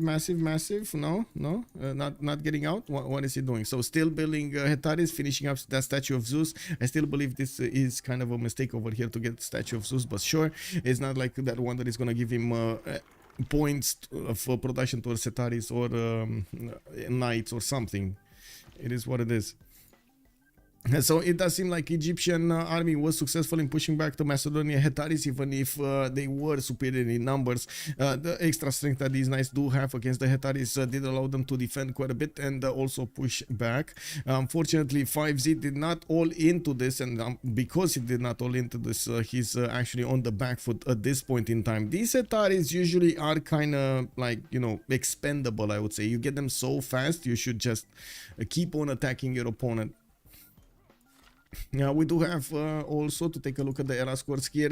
Since we are coming up on the last turn until the new age, we do have FivezzZ getting his necessary points. FizzLePoisson did get his gold rage. Kid is 3 points out, and looking at his empire here, we do have industrial zone coming up from Tenochtitlan next turn, while I do see he is pushing into his opponent's territory. Brazil is having a hard time defending against these +4 men-at-arms coming against his city of Sao Paulo, and of course the defenders. He's also getting his heavy chariots for the pre-builds. Almog is getting castles actually in the meantime to upgrade coursers, and I do see he has quite a few of these horses ready to upgrade. He also has the heavy chariots that could upgrade into knights, but he can actually upgrade into knights. It's just a matter of getting the gold and the resources. Yeah, we do have also Aztec going for, and there we go, he's upgrading into knights. We do have Aztec also going for the city parks upgrades, and we do have him trying to get his production numbers up as well as his stats. He kept on 56 and 63, while I do see Almog did jump up to 66 and 65. There was a bit of a discrepancy when it came out of when they are getting their armies out, and this is why we might see a little bit of a desync in their stats here. Now we do need to take a look at GoodShoot. Did he get it? Yeah, he got it. Tob did get it. Guardian of the Nachos, wait a second. Yeah, he did get it. Almog 58 out of 50. While in the lands of Gaul, we do have him on foreign ministry. He's getting what is that economy though? It's okay on both sides. It's not incredible, but it's okay on both sides. We do see FizzLePoisson is starting to shine when it comes to that production. 172 and 142 faith per turn. That is amazing. That's a lot of both of these stats. Hopefully seeming to Rough Riders. What is Marika doing? Yeah, Rough Riders. He's probably gonna wanna go Rough Riders here. And but Rough Riders against whom? Against Aztec? I guess against Aztec, right?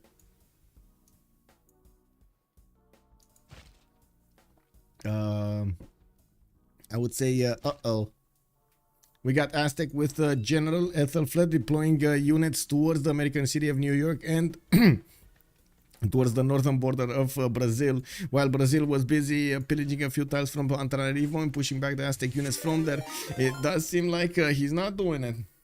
Woohoo! Elephant Guy, welcome sir, and hello there everybody. We're watching a game from the CPL Premier League, fight between CPS, Chacun Pour Soi, and Unlucky. Unlucky has been showing up as the best team in Division 3, while CPS is coming up from the Civ6 squadrons. They did join this CPL Premier League from zero, from scratch, from Division 3, and now they're fighting through the ranks over here to get to the top divisions. Now we do need to see how the action is gonna come out, and I do also want to unfold, not come out, unfold. And I do want to also give a big shout out over here to the man of the hour, Elephant Guy. Thank you so much. Big brain, big brain. Please, Fizz will make a culture victory. Yes. Wait, shout out, right? Oh yeah, there we go. Elephant Guy. I just wrote /shout and computer, it said there is no command, there's a shout. Well, look, there is a command, but it's called shout out. Like, you know, hello. Why not /shout? Why did it put it? Why did they put 3 more letters there?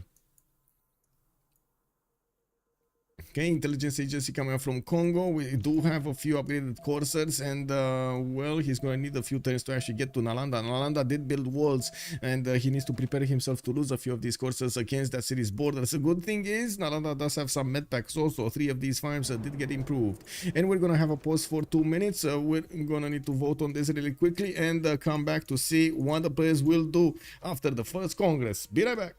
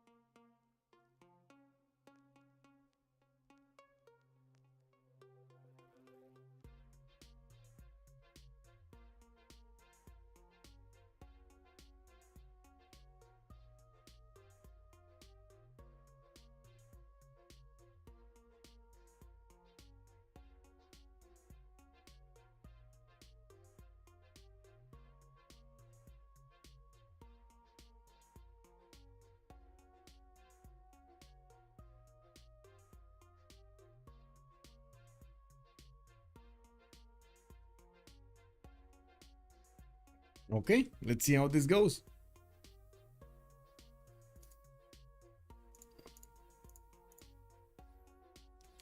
I'm actually very curious to see if one mechanic was saying is correct over here. Is Fizz FizzLePoisson going for a culture victory. It kind of looks like he's getting those massive theater squares. He's also gonna get a lot of writers and books and everything. And we do see him on 11 great writer points a turn, while Brazil is only on 2. Brazil is being kept at war by his next door neighbor, while we do have Chillbrains also being kept at war by his next door neighbor. Gaul is the only one that could defend the culture victory, and we do see at the moment Gaul is on 96 culture, definitely quite a bit more than FizzLePoisson 79.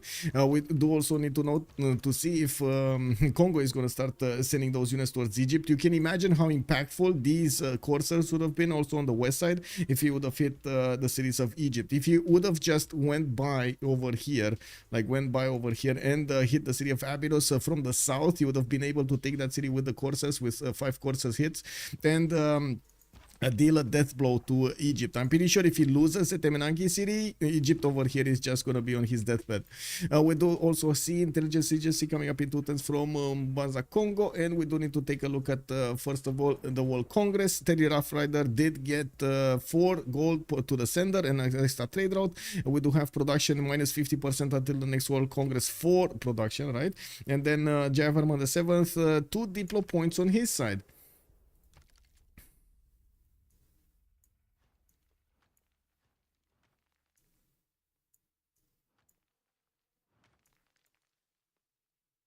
Theater squares in Nangara Jasri. We do have Reina in 3 turns, and by the looks of it, Prasats coming up from PFVR. Priya Mahendra Parvata. Okay, Grandmaster Chapel in 5 turns for the ability to buy units out. He's also quite far away from any opponent. I'm pretty sure he's going to be happy to keep on simming while Kid is fighting his next opponent. We got FivezzZ also fighting on the west side. Congo is going to get in, and they're all going to protect the president over here. FizzLePoisson. We do have to take a look at Kid, Pen Russian Voice Goldrich with it's 58 science and 71 culture. We do have him on 163 production, and he's trying to push into his next door opponent. He can actually push with the many times against the Brazilian units, no problem, but he does need a lot more of them. He was trying to also push into the cities of New York, and GuardianOfTheNachos is scrambling to guard his nachos.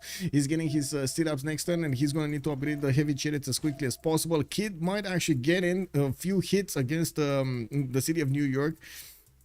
We're gonna need to see if that is actually gonna be the case here. No, I don't think he's gonna get free hits. No, there's no way. That horse is stopping him from doing the free hits. And wait, did he just pop a knight from there? Wow.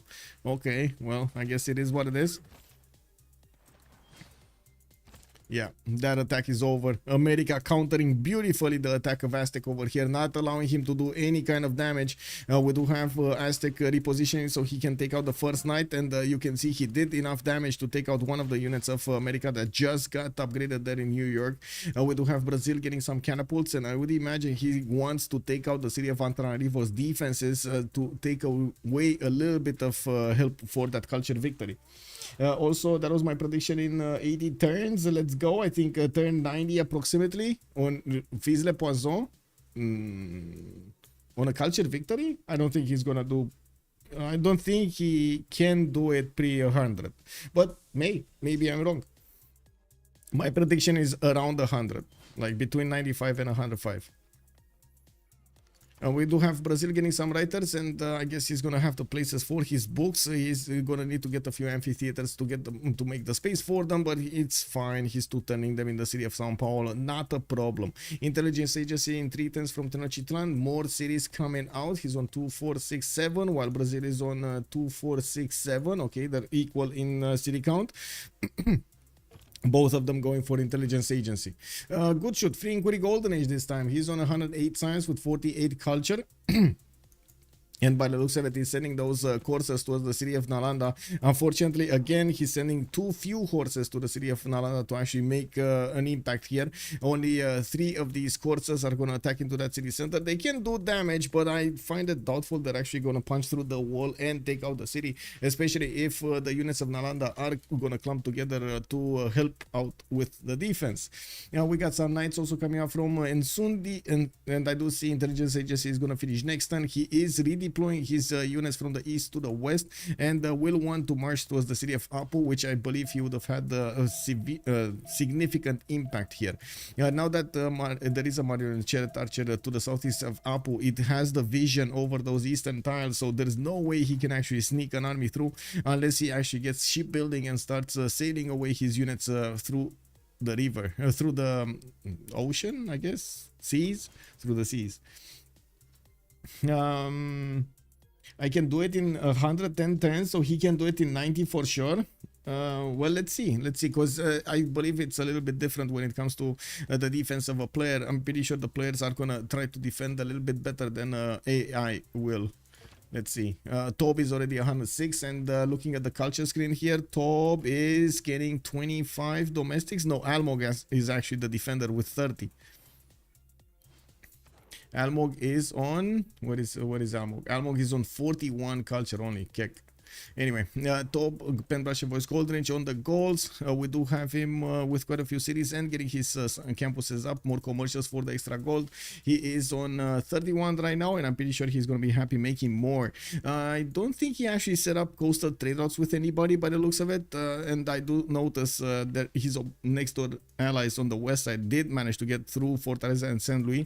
Quite a few of these trade routes going. I'm a bit surprised Governor Pingala is deployed in Saint Louis instead of Reina.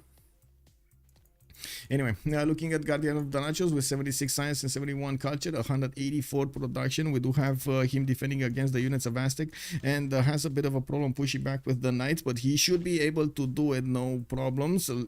By the looks of it, these times are only 4, maybe 5 if you take into account the one trying to defend Antananarivo. They do have a general, and America does not, but it's still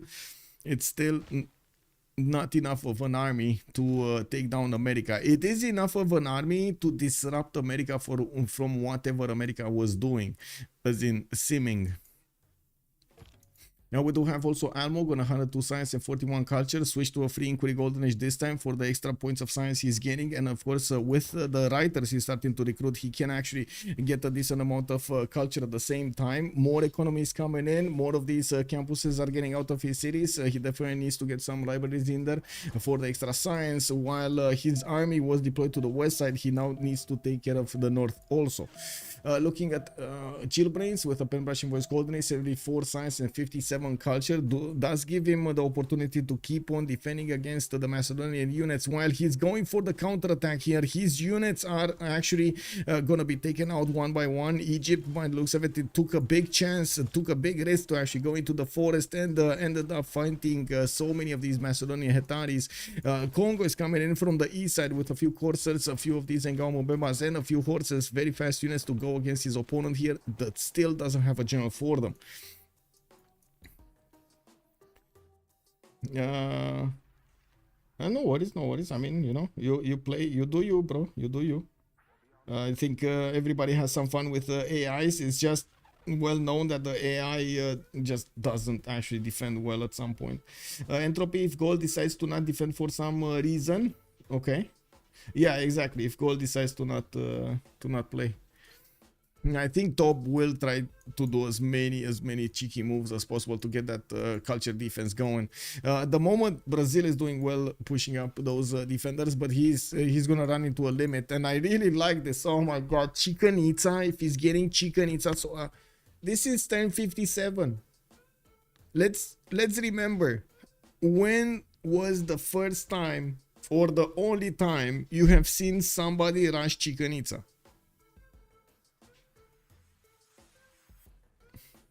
Senior Testa, good evening, sir.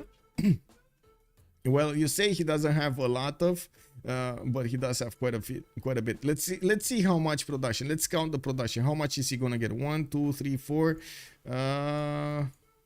5, 6, 7, 8, 9, 10, 11, 12, 13, 14, 15, 16, 17, 18, 19, 20, 21, 22, 23, 24, 24, no, 23, because I already counted this. Let's see, in the south, it doesn't have more rainforest. 23 points of production with 23 points of culture is gonna come out of Chichen Itza.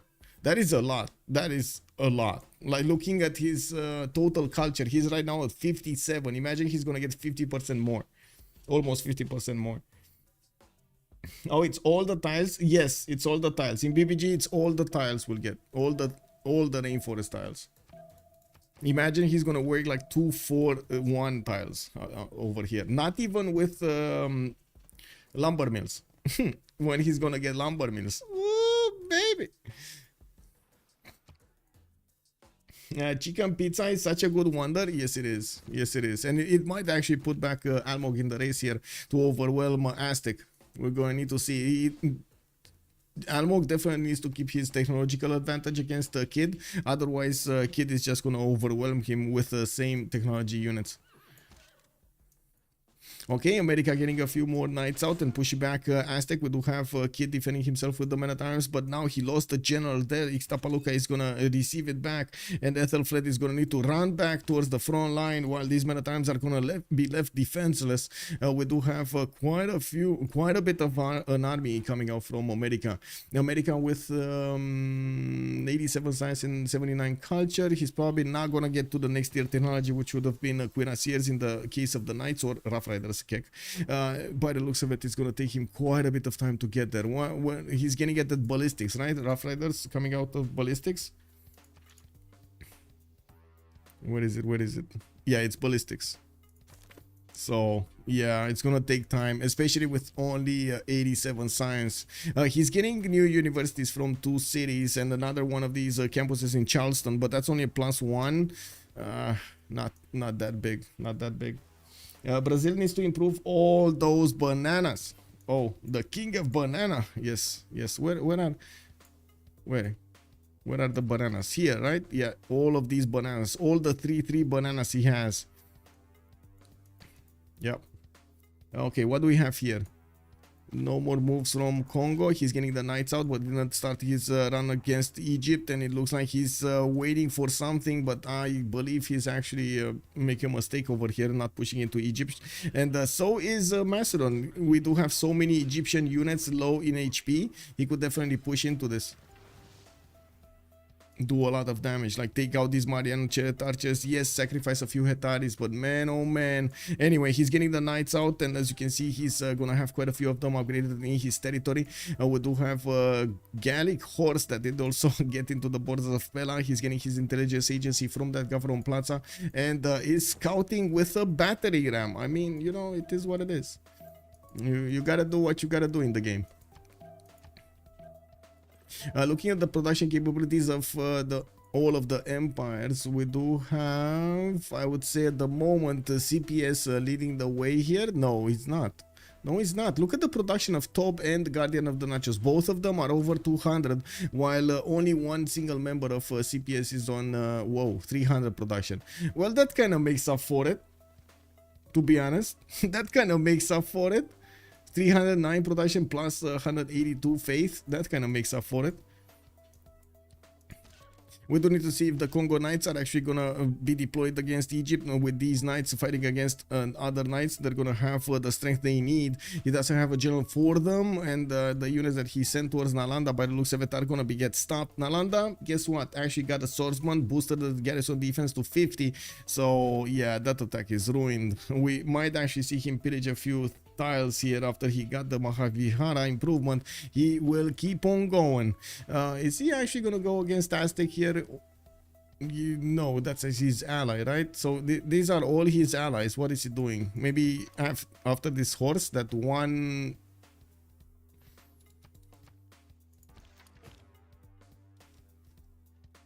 the one horse that got lost? Do we have religion improvement? No, no extra belief here for Khmer. FizzLePoisson also building up more theater squares, getting his prasas going. I gotta say, 55 science and 104 culture at the moment. He's not benefiting from a lot of tourism, but he does have 36 at this point in time, with 65 gold per turn and 185 faith. I would imagine when he's gonna manage to get a lot of culture and manage to open up the civic tree for those rock bands. He's gonna use that faith to buy a lot of them.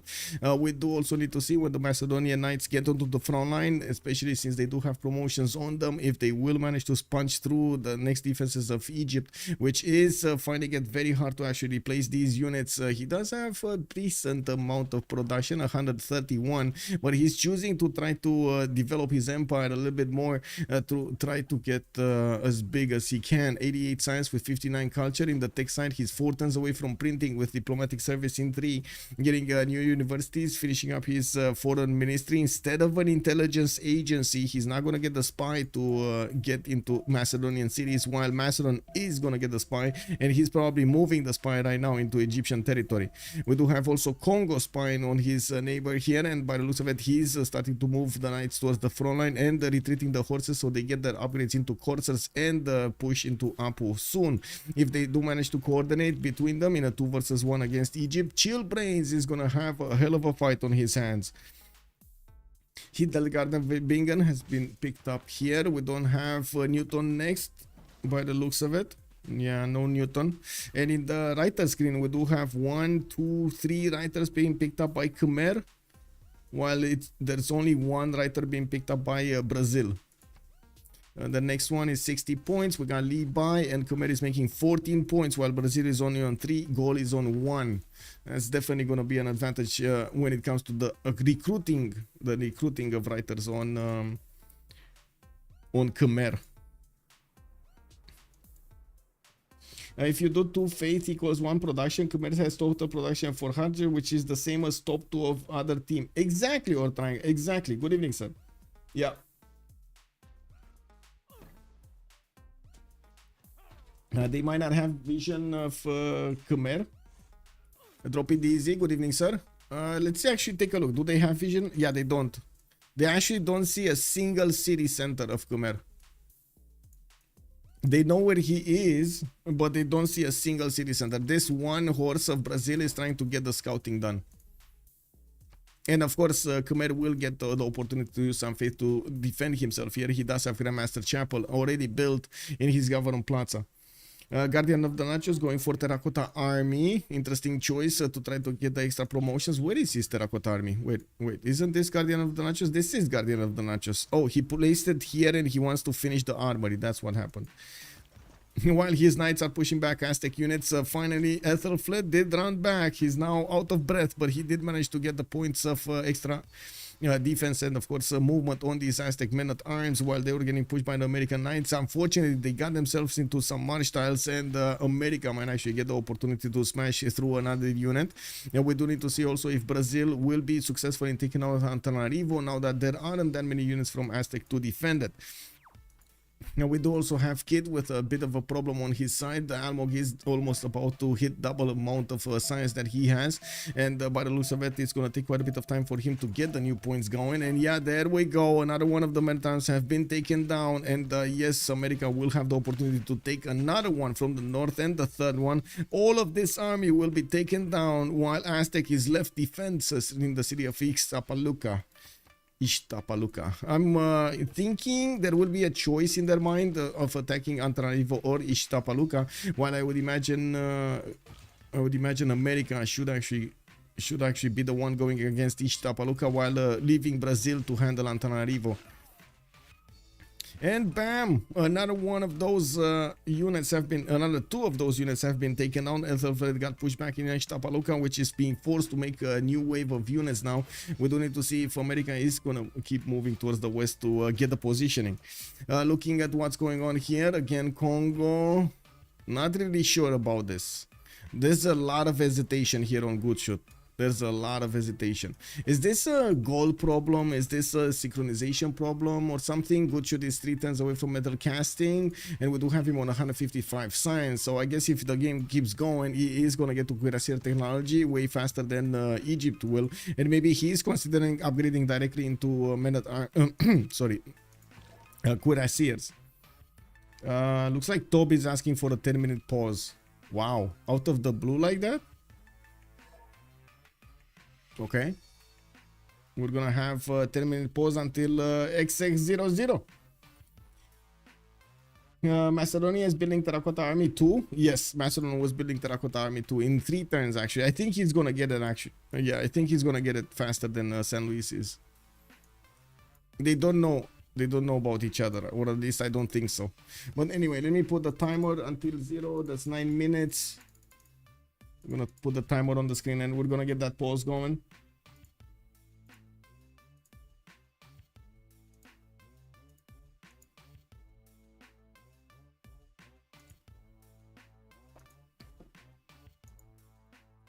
Timer. There we go.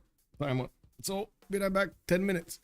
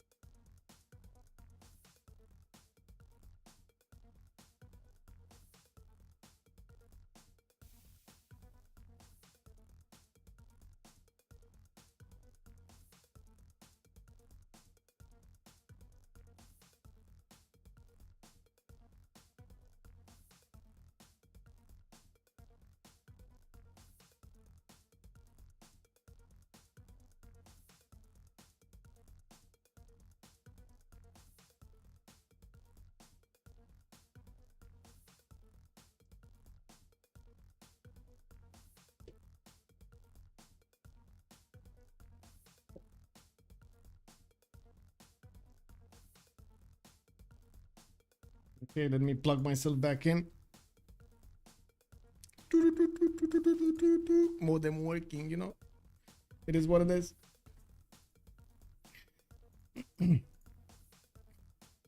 Was wondering about Twitch. Whoa. I think on YouTube. Wait. I can.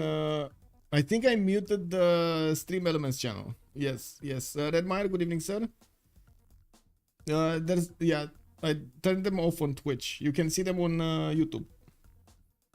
You can also see all of the details on YouTube on each video. Let me take a quick peek over here on the videos.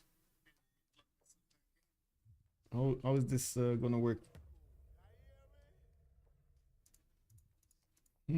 I guess it depends on which. Oh, all right. YouTube. Take this. Home. Not studio. Oh my god. Click. Your channel. There we go. This one. There we go. There we go, Redmire. You can see it there. I need to do an overhaul of what needs to happen with Stream Elements, what kind of messages I need to have, and so on and so forth. I did turn off quite a few. It's a process. I'm gonna need to make new commands and turn off the commands that are kind of not used for a long time, and I want to do the update in the next few days or the next few weeks, because I do have this Civ land that I need to get to next week, and maybe I'm not gonna actually get everything done before then.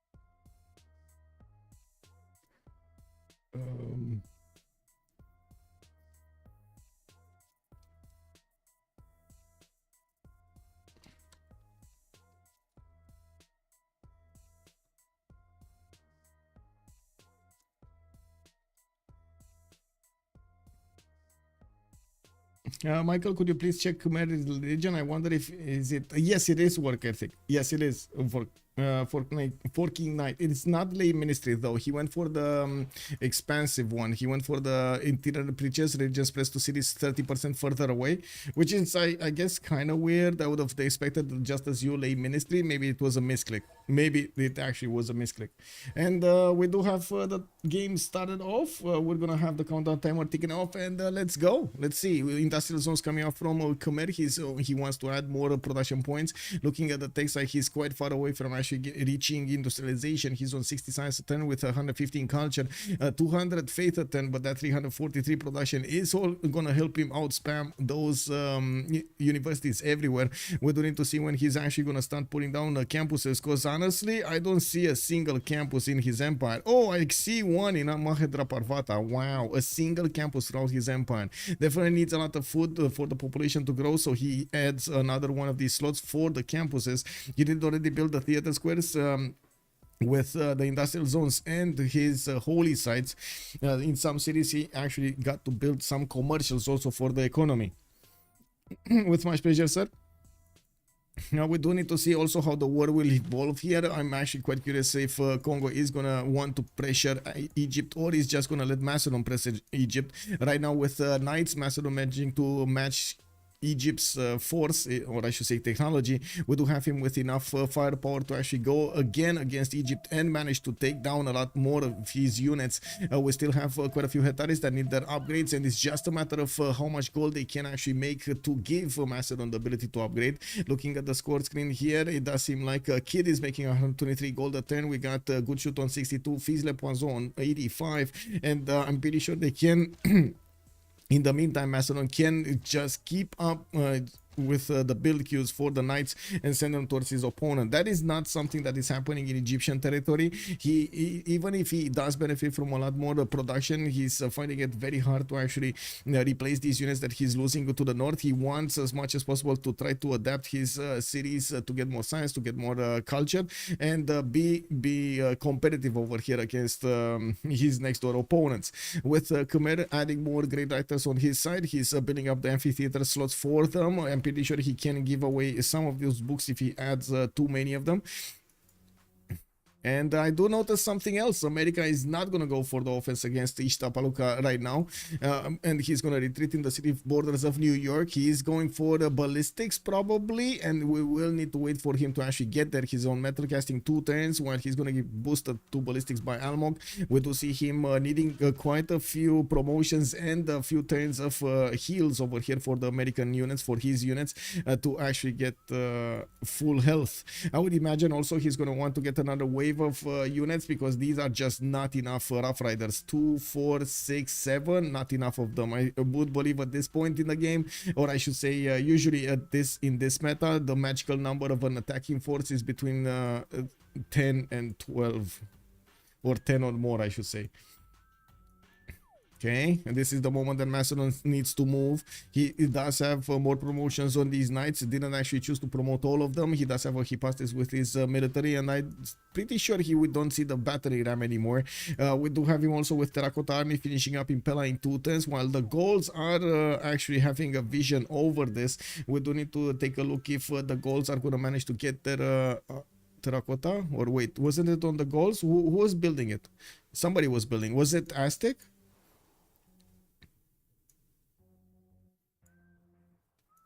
I'm pretty sure I saw it on somebody, but I totally forgot whom. Kongo? No.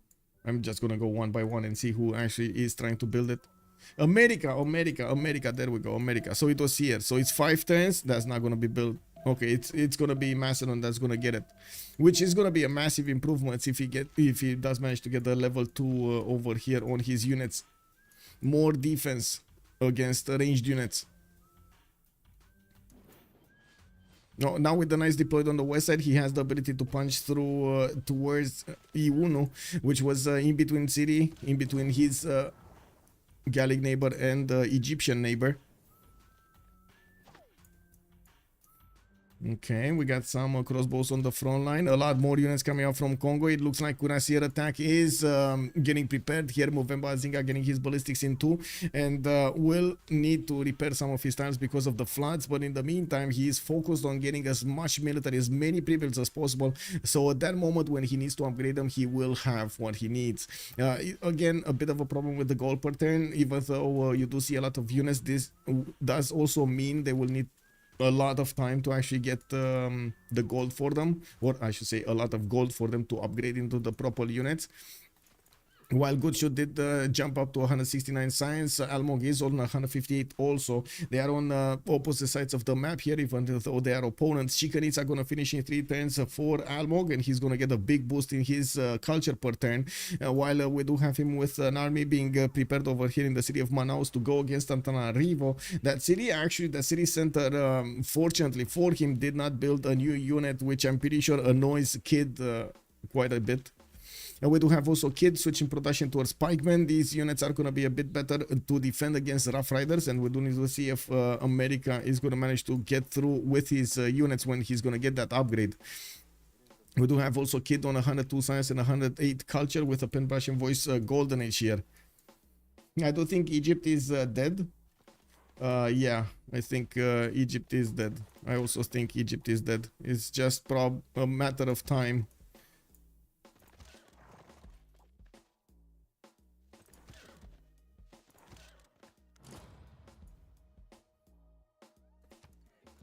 Okay, we got some wonder spamming here from FizzLePoisson. He's still on 40 tourism, not that big in tourism numbers. Where is Egypt? Oh, he's getting military science in 3 turns, so he's gonna get the cav ability. Okay, so he has 1, 2, 3, 4, 5, 6, 7, 8. Yeah, he has enough cavs, and he's getting a lot of them. He's wanted in courses from a lot of cities now.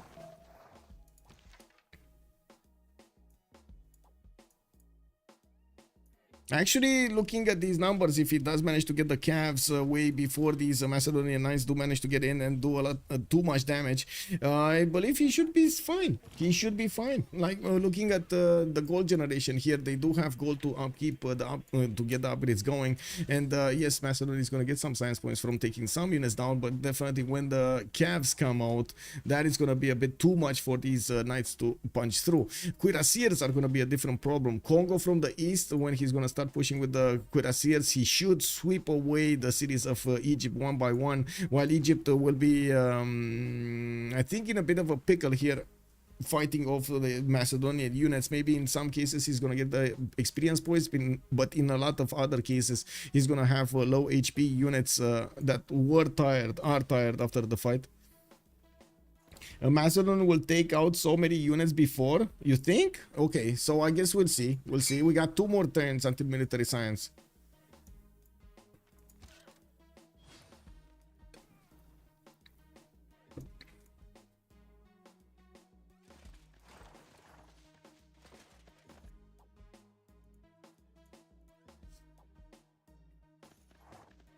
Maybe not, yeah.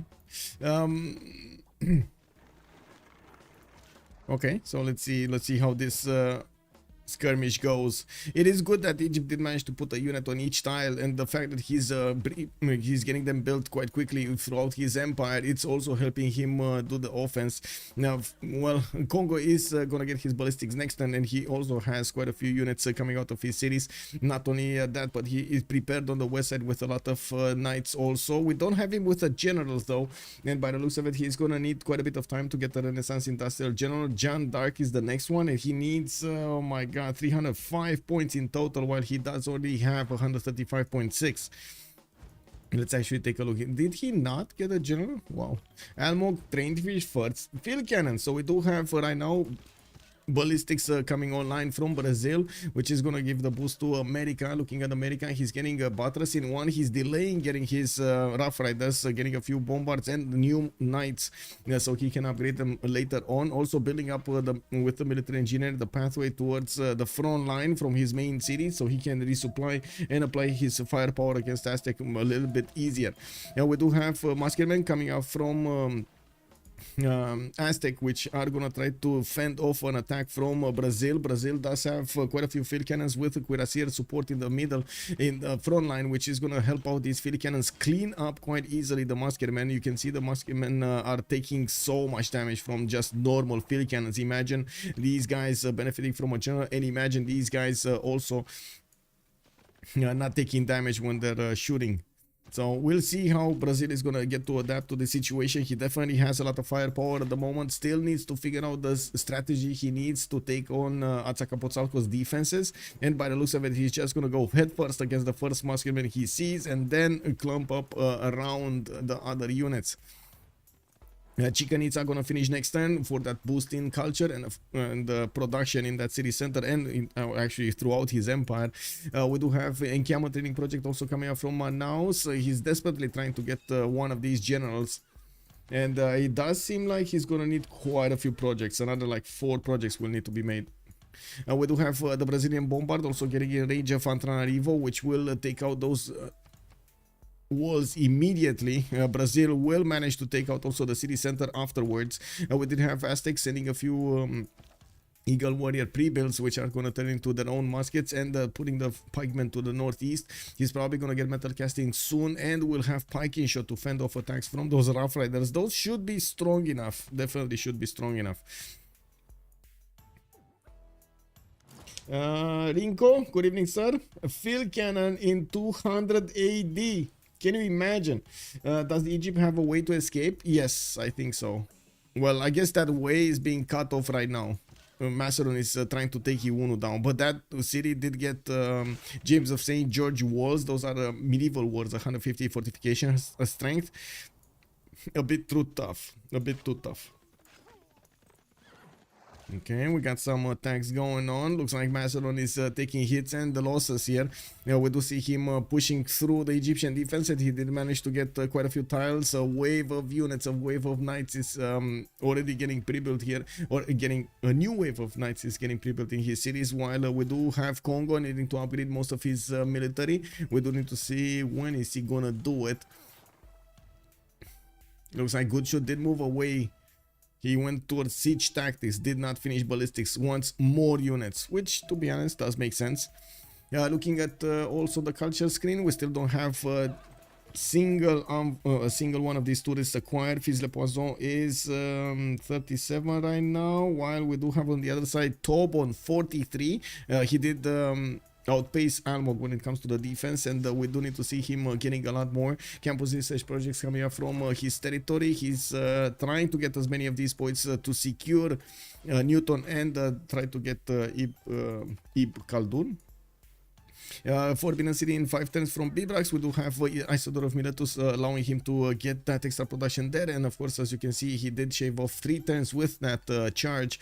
That will also mean he's gonna get 1 extra policy card, wildcard policy card to use in any of his governments, which is gonna be very valuable, adding more bonuses from those policy cards there. Potala Palace also coming up from the westernmost city. It's gonna get built in 13 turns. This will also unlock another slot, but this time in the Diplo screen, which to be honest, the Diplo is not that bad. Definitely the Egyptian calves are way stronger than the Macedonian units can actually punch through, and it does seem like Kongo will need to enter the fight from the east. We do have Kongo with a few units only keeping tabs on Egypt, not really going against them, while I do notice Macedon's knights are actually 70 against the Cav 73. Whoa, he does need a lot more. Well, not in and also not everywhere. Okay, we got a lot more knights coming out, and I do see some units from Gaul were deployed to the east side, while courses are also getting out from Alexandria Troas. Let's see what America's doing here. Getting his core ability. Nationalism did get activated. It's just a matter of getting enough units to do the core ability. Rough Rider cores are going to be very strong. We do have also Bombards coming in on the front line, so he can keep on attacking his opponents without worrying about the walls that much. Brazil is definitely going to take Antananarivo. He should be able to take it right now. Does he just want to get something here? There's no pillage. There's like no mine pillage. He can get the farm pillage, he can get the theater square pillage, but that's it. Anyway, I guess Brazil is gonna also need to go through the next units that Aztec put up on the defense in Azcapotzalco, while he did get a field cannon. It's moving from the north. It's gonna take a little time until it gets into position. He does have another one of these crossbows that can turn into a field cannon right on the east of Azcapotzalco. Still comfortable enough to actually use the cuirassiers for the offense. Ooh, that unit is gonna get a promotion. It's gonna heal back. Very nice, very nice. Are walls not common in CPL? Yes and no. Like most of the time, the players do want to get as many units out as possible, and building walls is also gonna mean you're gonna spend less production on making units. The units will allow you for a much more flexible defense. You can move them, you can go against your opponent, you can move them back, and so on and so forth, upgrade them, while the walls are basically a static defense that you only will use in some certain situations. So yes, if push comes to shove and the city is getting heavily under attack, you're gonna see walls pop off, just as you've seen over here in Iunu. But in most cases, when he has the opportunity to keep on building units and defend off attacks, he will choose to build units and fend off attacks. Or they will choose, I should say. If they get to your walls, you're screwed already. Yeah, basically what they basically say. If they got there, well, that's already a problem. We do have Kongo with the knights still waiting to upgrade his units, and I don't see him actually switching to get his technology here, get ballistics. Oh, he does have the upgrade button, so come on, make way, GoodShoot, come on.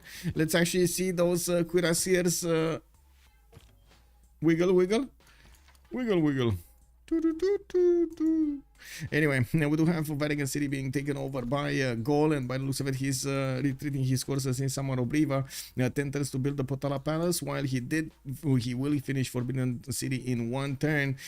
He didn't actually make a military, or not that big of a military, but he has a few units deployed to the east. He's still focusing on getting the sim and getting the defense up. Not to mention, he did manage to get 173 science and 153 culture. It does seem like across the board here, we do see the two teams are starting to separate when it comes to the science screen. There's definitely a lot more science being generated on Unlucky than we do have on CPS, with FivezzZ only on 16 science. We got FizzLePoisson on 96, Kid 124, and GoodShoot on 166. On the other side, on Unlucky's team, we do have 173 on Gaul, 142 on America, 190 on Almog, and Chillbrains is going to be on 115 with Egypt. So it looks like they're putting up a very, very fierce, a very big defense against their opponents. Egypt is actually taking on 2 opponents right now, with Kongo joining the fight pretty soon. They were trying to push, CPS was trying to push the culture victory as hard as possible, designating Jayavarman VII to try to go for that victory condition. We do have a lot of wonders, a lot of art museums. Some of them are probably going to be archaeological museums, maybe 1 or 2. We do have him also getting some theater square festivals. It's quite important to get these projects for the first musician, which is going to be a big boost in tourism in percentage points. Now we do have also a race for the scientists, which just concluded. It looks like Brazil did manage to get another one on the board with Gaul here. Gaul snatched away Ibn Khaldun, and then Isaac Newton got picked up by Brazil. This was such a beautiful coordination when it comes to those scientists over here from Team Unlucky. Antananarivo has been taken over by Almog, and Almog is going to keep on attacking his next door opponent. We do have Aztec and Pumpkin shots starting to come out, and America is upgrading his Rough Riders. He does have the core ability, but not enough units to core them up with. Hey, Papa chilling. Good evening, sir, and welcome. How are you doing? I hope you had a wonderful stream and you won the game over there. I did hear, you know, a little birdie told me that you annoyed Trinda because you got a Diplo victory, which she voted for. Am I getting that right? Oh my God, man. What did you do? Wait. Did I get that right? You actually annoyed somebody with your diplomatic powers? Unbelievable. Woohoo! Big. Barji, good evening, sir, and welcome. Must be nap time. Wait, Unlucky might just end up winning. Yeah, they might be. Thank you so much, Papa Chili. Much appreciated, sir.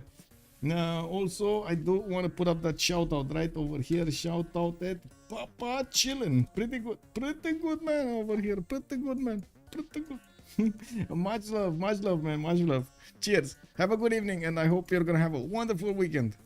Okay, so let's see what we have here. We do have a few more upgrades coming up from Aztec, and by the looks of it, they're putting a lot of gold into Kid. They were, I gotta say, they were trying to fund as much as possible the upgrades here on Macedon, but it looks like they cannot do it. And we do have Macedon being pushed back by Egypt. He's running away. Units from Congo are also getting the upgrades. A lot of gold has been spent for GoodShoot to get these units into Cuirassiers, and now he's gonna start running directly into the Knights of Egypt, while Egypt is probably trying as quickly as possible to get to his own ballistics for the Cuirassier upgrades. Well, the Cavs will definitely have enough firepower to take on some of these Macedonian units, and by the looks of it, we do have Cuirassiers from Banza, Congo also coming on Mupinda. So another wave of units is coming out from Congo. Where is he on his nationalism? 2 turns, by the way, on Almog. We do have GoodShoot 4 turns out from nationalism, so he definitely will want that for the core ability. And while Chillbrains did not get that much culture, he's going to be a bit late on his own nationalism. We do need to also take a look on the other side here. Almog is pushing hard into his next door opponent with America's support. This is turning into another 2 versus 1, but I gotta say this time is against CPS. Team Unlucky does manage to get the opportunity of attacking another civilization in a 2 versus 1 situation. The other one was a 2 versus 1 mostly by choice because they want to keep Gaul out of a war so he can actually keep on simming and defend that culture victory properly. And with 161 culture per 10, he's doing quite well to push this victory condition higher. 49 domestics yet, and he still has a lot more to go. Kilvak is even coming up from Aduatuca. We do have him getting new trade routes and finishing up his upgrades. I do have to point out Chicanitza also finished in the cities of Brazil, and now all of this territory is unbelievable. We got those extra points of culture and the production showing up on all of these rainforest tiles. Almog is on 209 production next to Kids 188.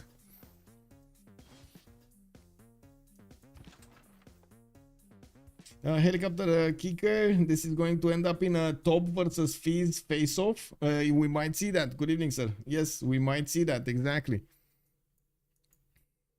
Okay, so American Rough Riders do need a few more moments here to get ready to attack into their opponents. They need to get through the forest. Aztec already spotted them out. We don't have them yet coring up, and to be honest, since they can't really go next, maybe they should core up right now so they can go with their full might and power against the Empire of Aztec. I would imagine also the encampment should be the first target. That's a weak spot, and the field cannon is a prime target to take out. It doesn't benefit from the full defense that the field cannon would have, but the city's defense of encampment there, making it much juicier to attack into. Now we do have a lot of universities also coming around from America, getting his encampment training projects for the general. Looking at the great people here, Brazil is actually very close to recruiting John Dark, while next up is Macedon, Congo, America, Egypt. So I would imagine they will start to roll a few of those. Let's see if Congo will actually manage to punch through the Egyptian defenders. There are quite a few calves there, and I feel a little bit bad that Macedon actually needed to retreat. He's trying to get his ballistics, but you do see how far away he is. Metal casting in 5. If he doesn't keep on attacking into his opponent's units and benefit from the science points from building units, he's just not gonna get there. Wow, he just shaved off 3 turns here. Okay, Congo getting the cuirassiers in. He still did not upgrade his crossbows into field cannons, which would have made this job a little bit easier, attacking into his opponent's units and taking them down while they were weak. On Montezuma's defense, we do see these package shots are actually having enough defense to withstand the Rough Rider attacks directly if they are cored up, and yes, we do see the encampment being taken out immediately. Aztec field cannon is trying to retreat there, but we do have American units coming as quickly as possible on that front line. Ishtapaluka is going to get the ancient walls in 1, but we do have bombards here deployed in Antananarivo, which will help out take out those walls. He does need to take out first the Aztec units defending this pathway, and we do need to see how Almog is going to split these guys up so he does the most damage when he wants, where he wants to.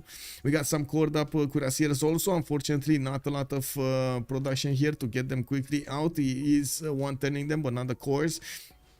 And he did lose quite a few units on the attack of Azcapotzalco. Okay, another unit getting chopped out in Antananarivo. Oh, he's getting in.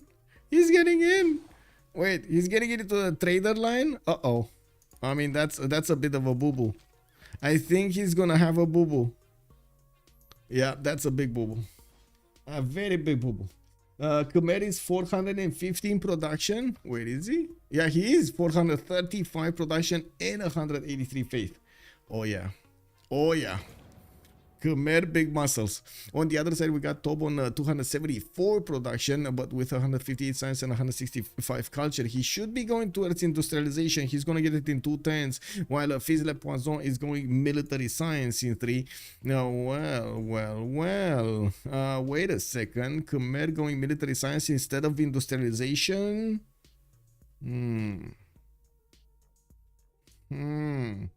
Oh, wait. Aztec is getting out of there. Kid is not trusting in his empire's strength to withstand his opponent here. So wait, if FizzLePoisson is gonna go to war, how are they gonna withstand the culture victory? Uh-oh. How are they gonna do the culture victory? Sorry, I needed to say the other way around. How are they gonna do the culture victory? Oh, too far. 240 gold immediately taken away from Aztec. And Khmer over here, easy peasy. Brazil pillage. We got the American Rough Riders getting into the borders of Tlacopan and also feasting on the farms pretty soon. One of those field cannons has tried to shoot back but died. Also, one of the Rough Riders got traded away. That's pretty good. And we're going to see if America will manage to bypass Iztapaluca to go against the other cities that don't have walls. And of course, with the Brazilian units also getting through the middle of these musketmen, you can imagine that is quite a problem. We got another unit taken out. Aztec is managing to push back Brazilian units from the city's borders of Agatzalco, while Brazil will need to upgrade stronger units. It's also going to need to hard build a lot more of them. We do have spies getting out from Rio de Janeiro, and by the looks of it, he doesn't have a spy yet in the cities of Aztec, so he's not getting those extra +3 points that he would definitely need here. Neither is Aztec, actually. Neither of them have intel on each other.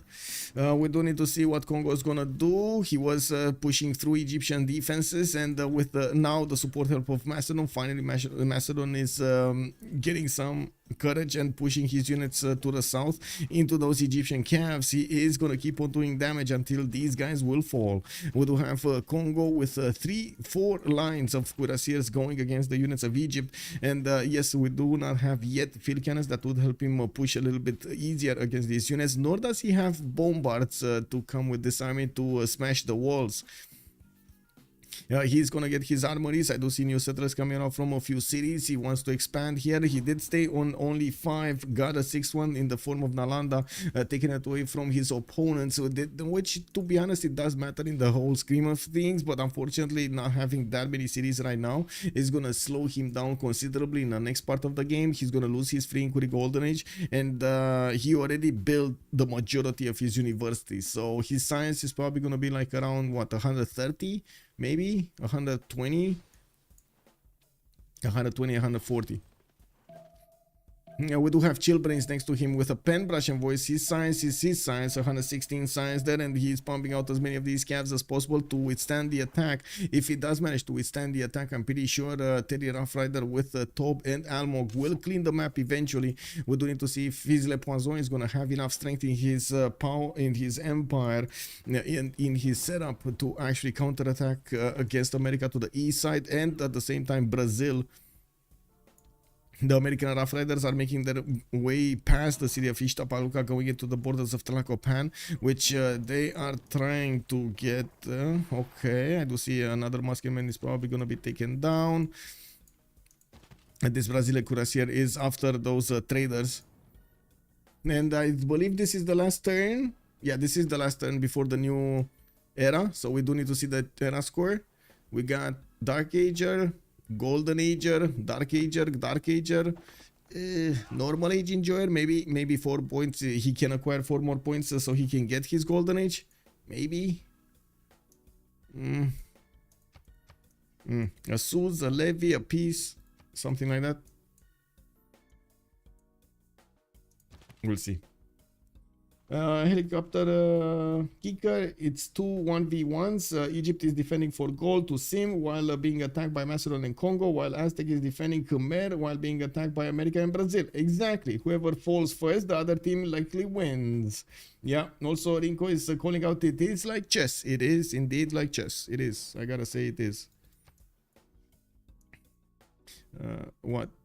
Multiple dimensions chess or something. Because yeah, you do have like so many dimensions of the game here, with quite a few possible victory conditions. You're gonna have multiple trees running at the same time, also intertwined.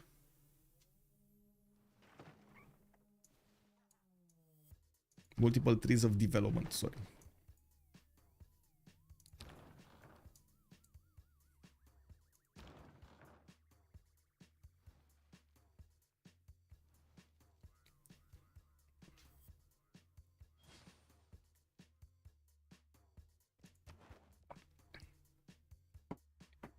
Okay, now we're talking 148 tourism from FizzLePoisson, but still 3 out of 56, and the goal is happily defending this.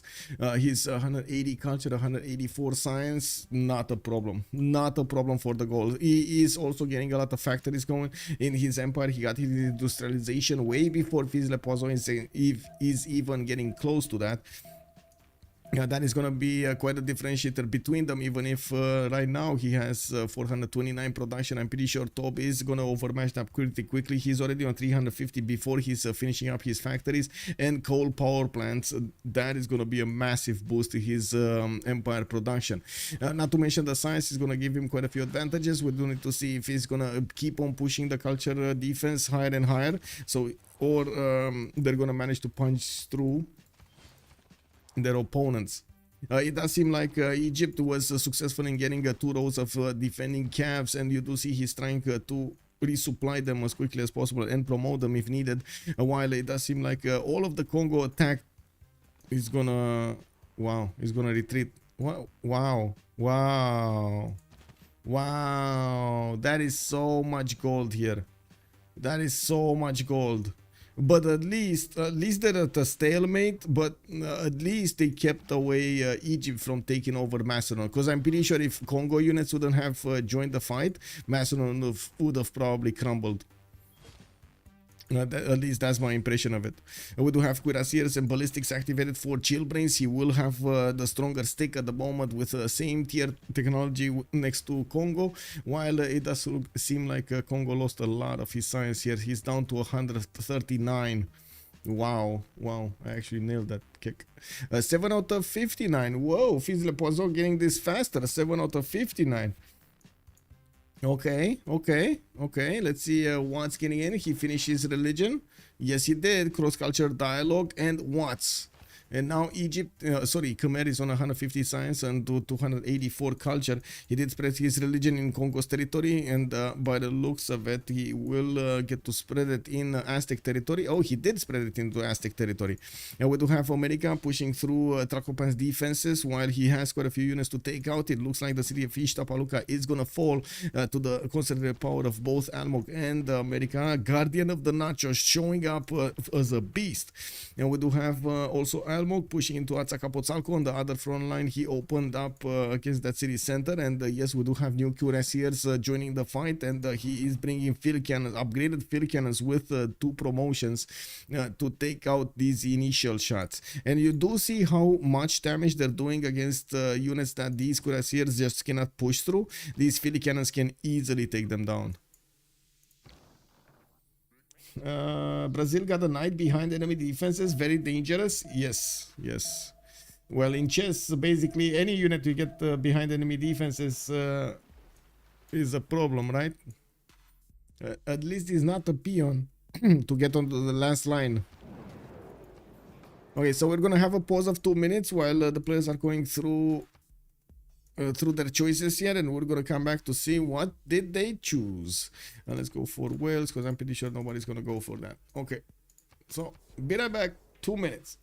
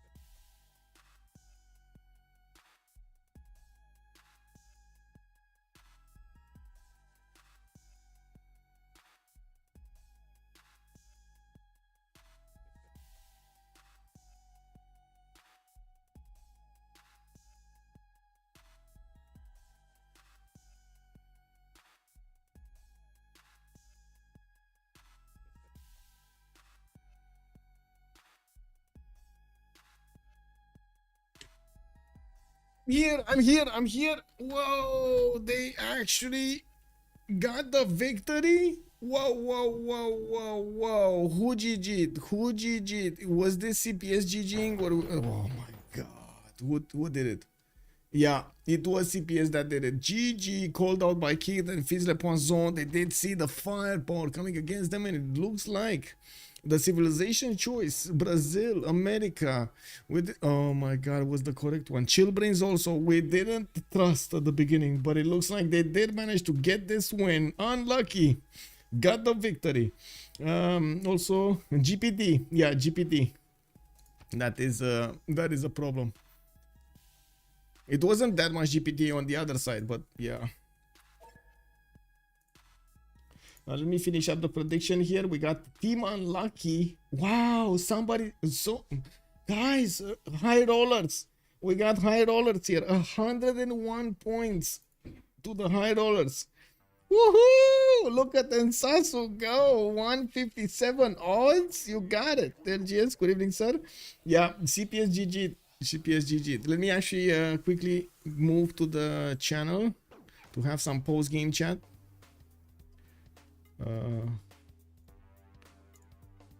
Right.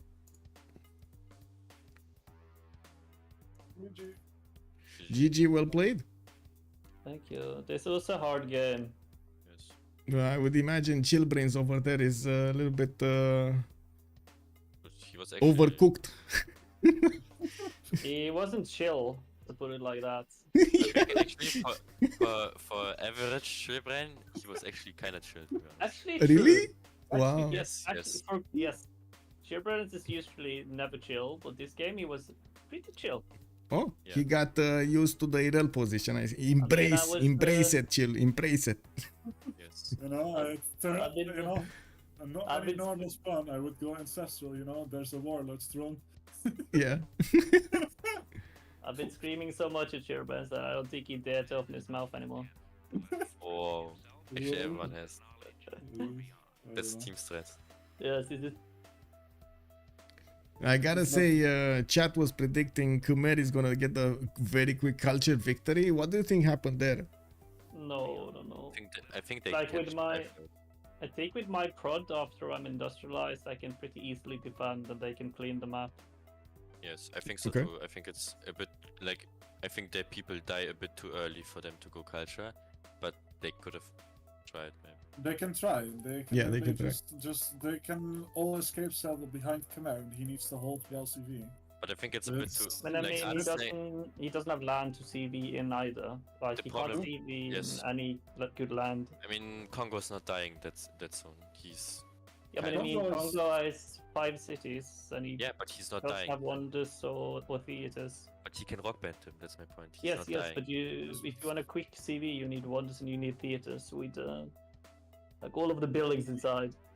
GG. GG, well played. GG. Well played, guys. This was a rough game. Yeah. Yep. I think Alex pick is actually kind of good. I don't I like. like the like it. It suit terror into us. Like we have to respect all of the fucking units being absolutely everywhere. It's also a mental pick. to. Really fucking annoying.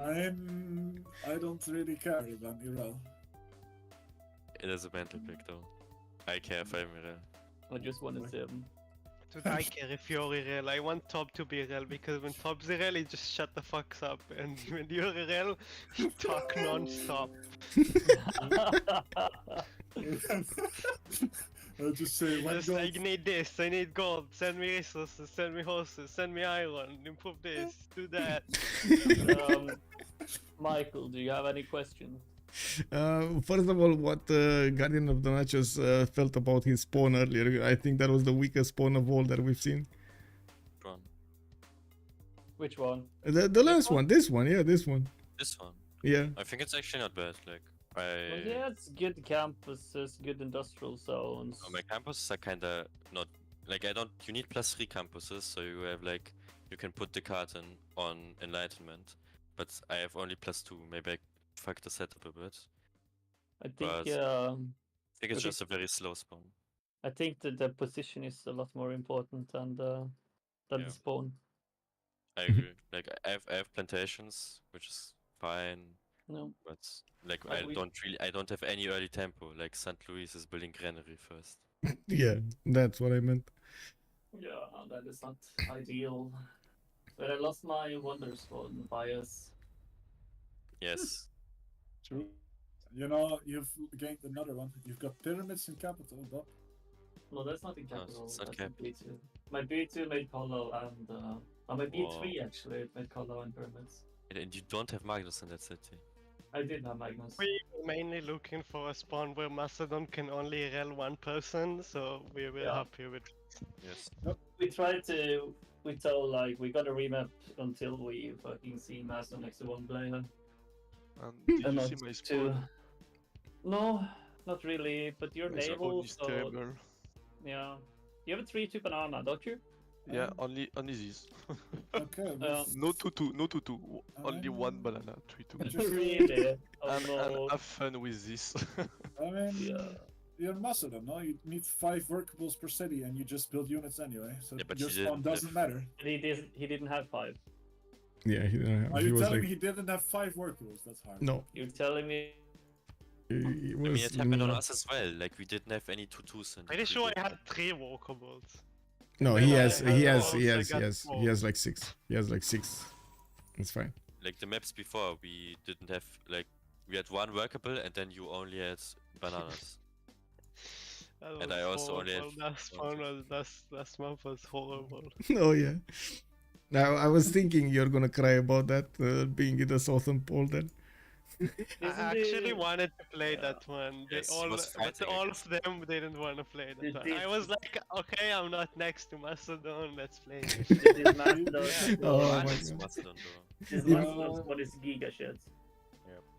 Like Imagine, he has a 3-2 and he has only 1-2s in first ring, second ring, and third ring.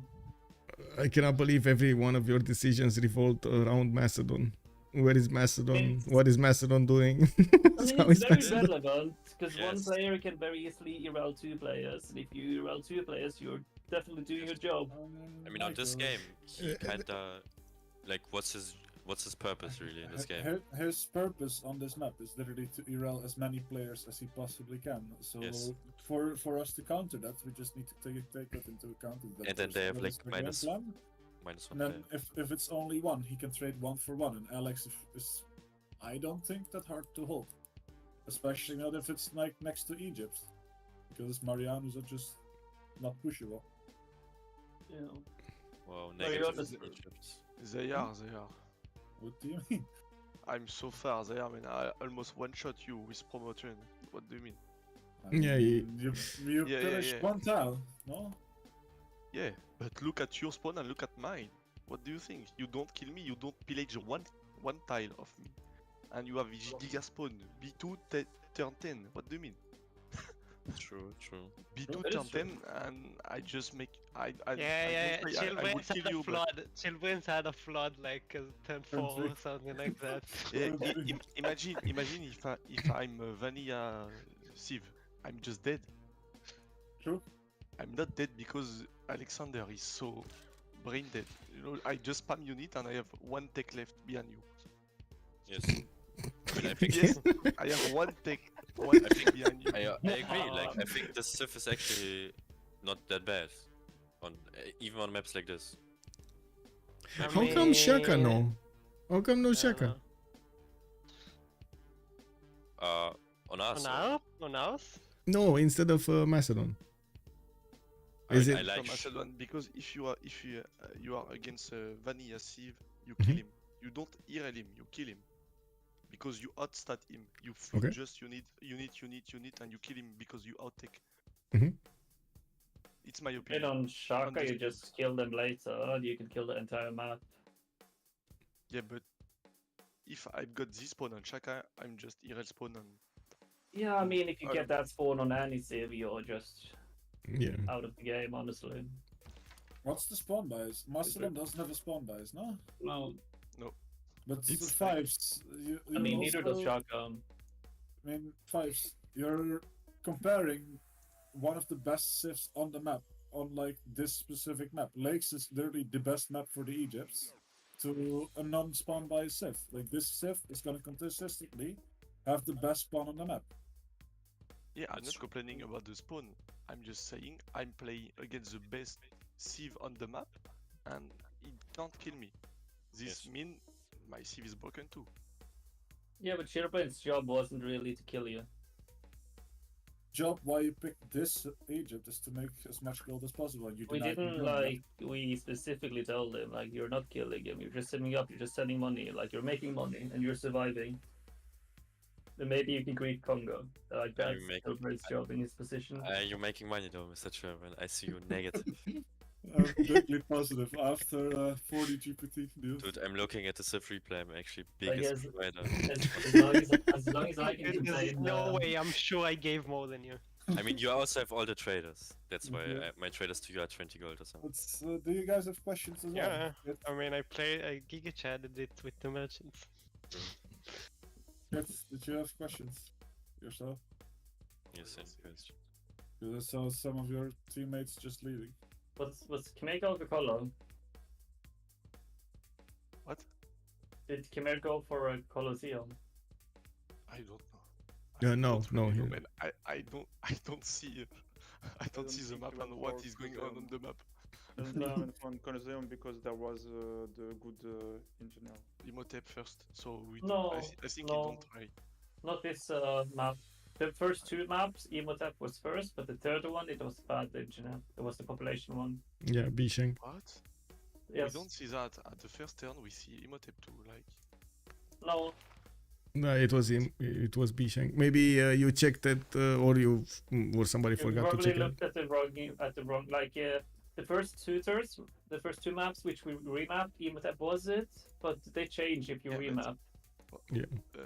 what's the game doing? Like you need to switch to turn 2 No, to see the good one. no, because- turn one. On turn 1, you know, the second map we saw another one, and the map wall. I mean the turn wall, and we see Imhotep. I was like, it changed. And the third one. It also happened to me. I'm pretty sure I What? also saw Yeah, like yeah, the Wonder I'm pretty Engineer sure, this game on turn 1, What? and then I Yeah. checked the 3 turns later, and it was the population one. Yeah, There is no way. In I'm the second telling you. map, in the second map and in the third map, I saw this, like it changed. But I look turn one. Like that's what I do as goal. Like I instantly look which Maybe engineer is the because first you're one. host. Maybe because you're host. Maybe we were dissync or something like that. Maybe. Oh my god, yeah, that's not okay. But I mean, it's what it is. I also I lost my mean, you Diplo. check anyways again before you project, no? Khmer I had a also great, lost my Diplo hut because of the relobby, so it's fair. Okay. But like Nice. I said, Kat, did you guys also have questions? Because we're kind of like taking the spotlight away from you guys as well. Yes, we have a 15. Yes. too much talk. I Good. guess not. FivezzZ? Have any Guess questions? not. guys? I guess no, not. I was not here. What do you mean? They were asking if you have more questions or anything that you would No, like no, to. no, no, anything is good. You play well, guys. You GG. too, you too. GG. GG. Was it fun game? Oh, GG, well played, and see you in the next one. See you. See you the next one, yeah. Wow. You're gonna cut that one, Michael. I hope so. Next Yeah. week, right? Or when? That's When? that's the big Yeah. match. Commander can't dodge us anymore. Fuck. They've been dodging so long now. Yes. Oh, It's gonna be the last match for both of us. That's gonna decide the Whoa. victory. It's but when? whoever though? wins gets first spot. Yes. You don't know yet, right? You don't know yet. We don't know. Okay. Both of us have 2 losses. The one who wins gets first. Mother can't lose a game, right? Yes, if they need to win all of their games beforehand, and then they need to win against us, and then they're first. Yeah. Well, GG, well played, and congratulations again. Bye bye. Thank you, Have a thank good you. evening. Bye bye. Bye-bye. So we did hear from both teams. They did explain us what did happen during the game and also what they were thinking, how they should approach the game. We did also hear a bit of a sneak peek over there, a hint that might be there might be something wrong with the update of the information during the rollover or during the remap for the new great people that are being displayed over there. Some people would see something, some other people would see something else. That's actually good. We should actually take a bit of a better look in there and see exactly what is going on. It might be that the information is not passed through everyone. The first one and the host does have a different version. Anyway, it is what it is. Thank you so much for everything. Much appreciated for the follows, for the subs, and I do hope you enjoyed the show. If you did, please hit that like button, and I do hope you're also gonna comment, leave a comment down below in the YouTube video coming up from YouTube. I thank you so much also for I would say showing your support for the stream. If you want to take a look at my schedule, I do have it displayed on my Discord. Tomorrow and the day after tomorrow, there still are games that are gonna need to be scheduled, and I'm waiting for them to be set in stone so we can get the correct schedule going. And of course, next week we're gonna have the CVFR LAN in Paris, which I'm gonna fly to on Wednesday, and we're gonna start on streaming on Friday. I do hope everything is gonna be fine in between, and we're gonna see each other with a lot of laughs and some more entertainment with Civilization 6 Gaming. Thank you so much for everything, and see you next time. Bye bye.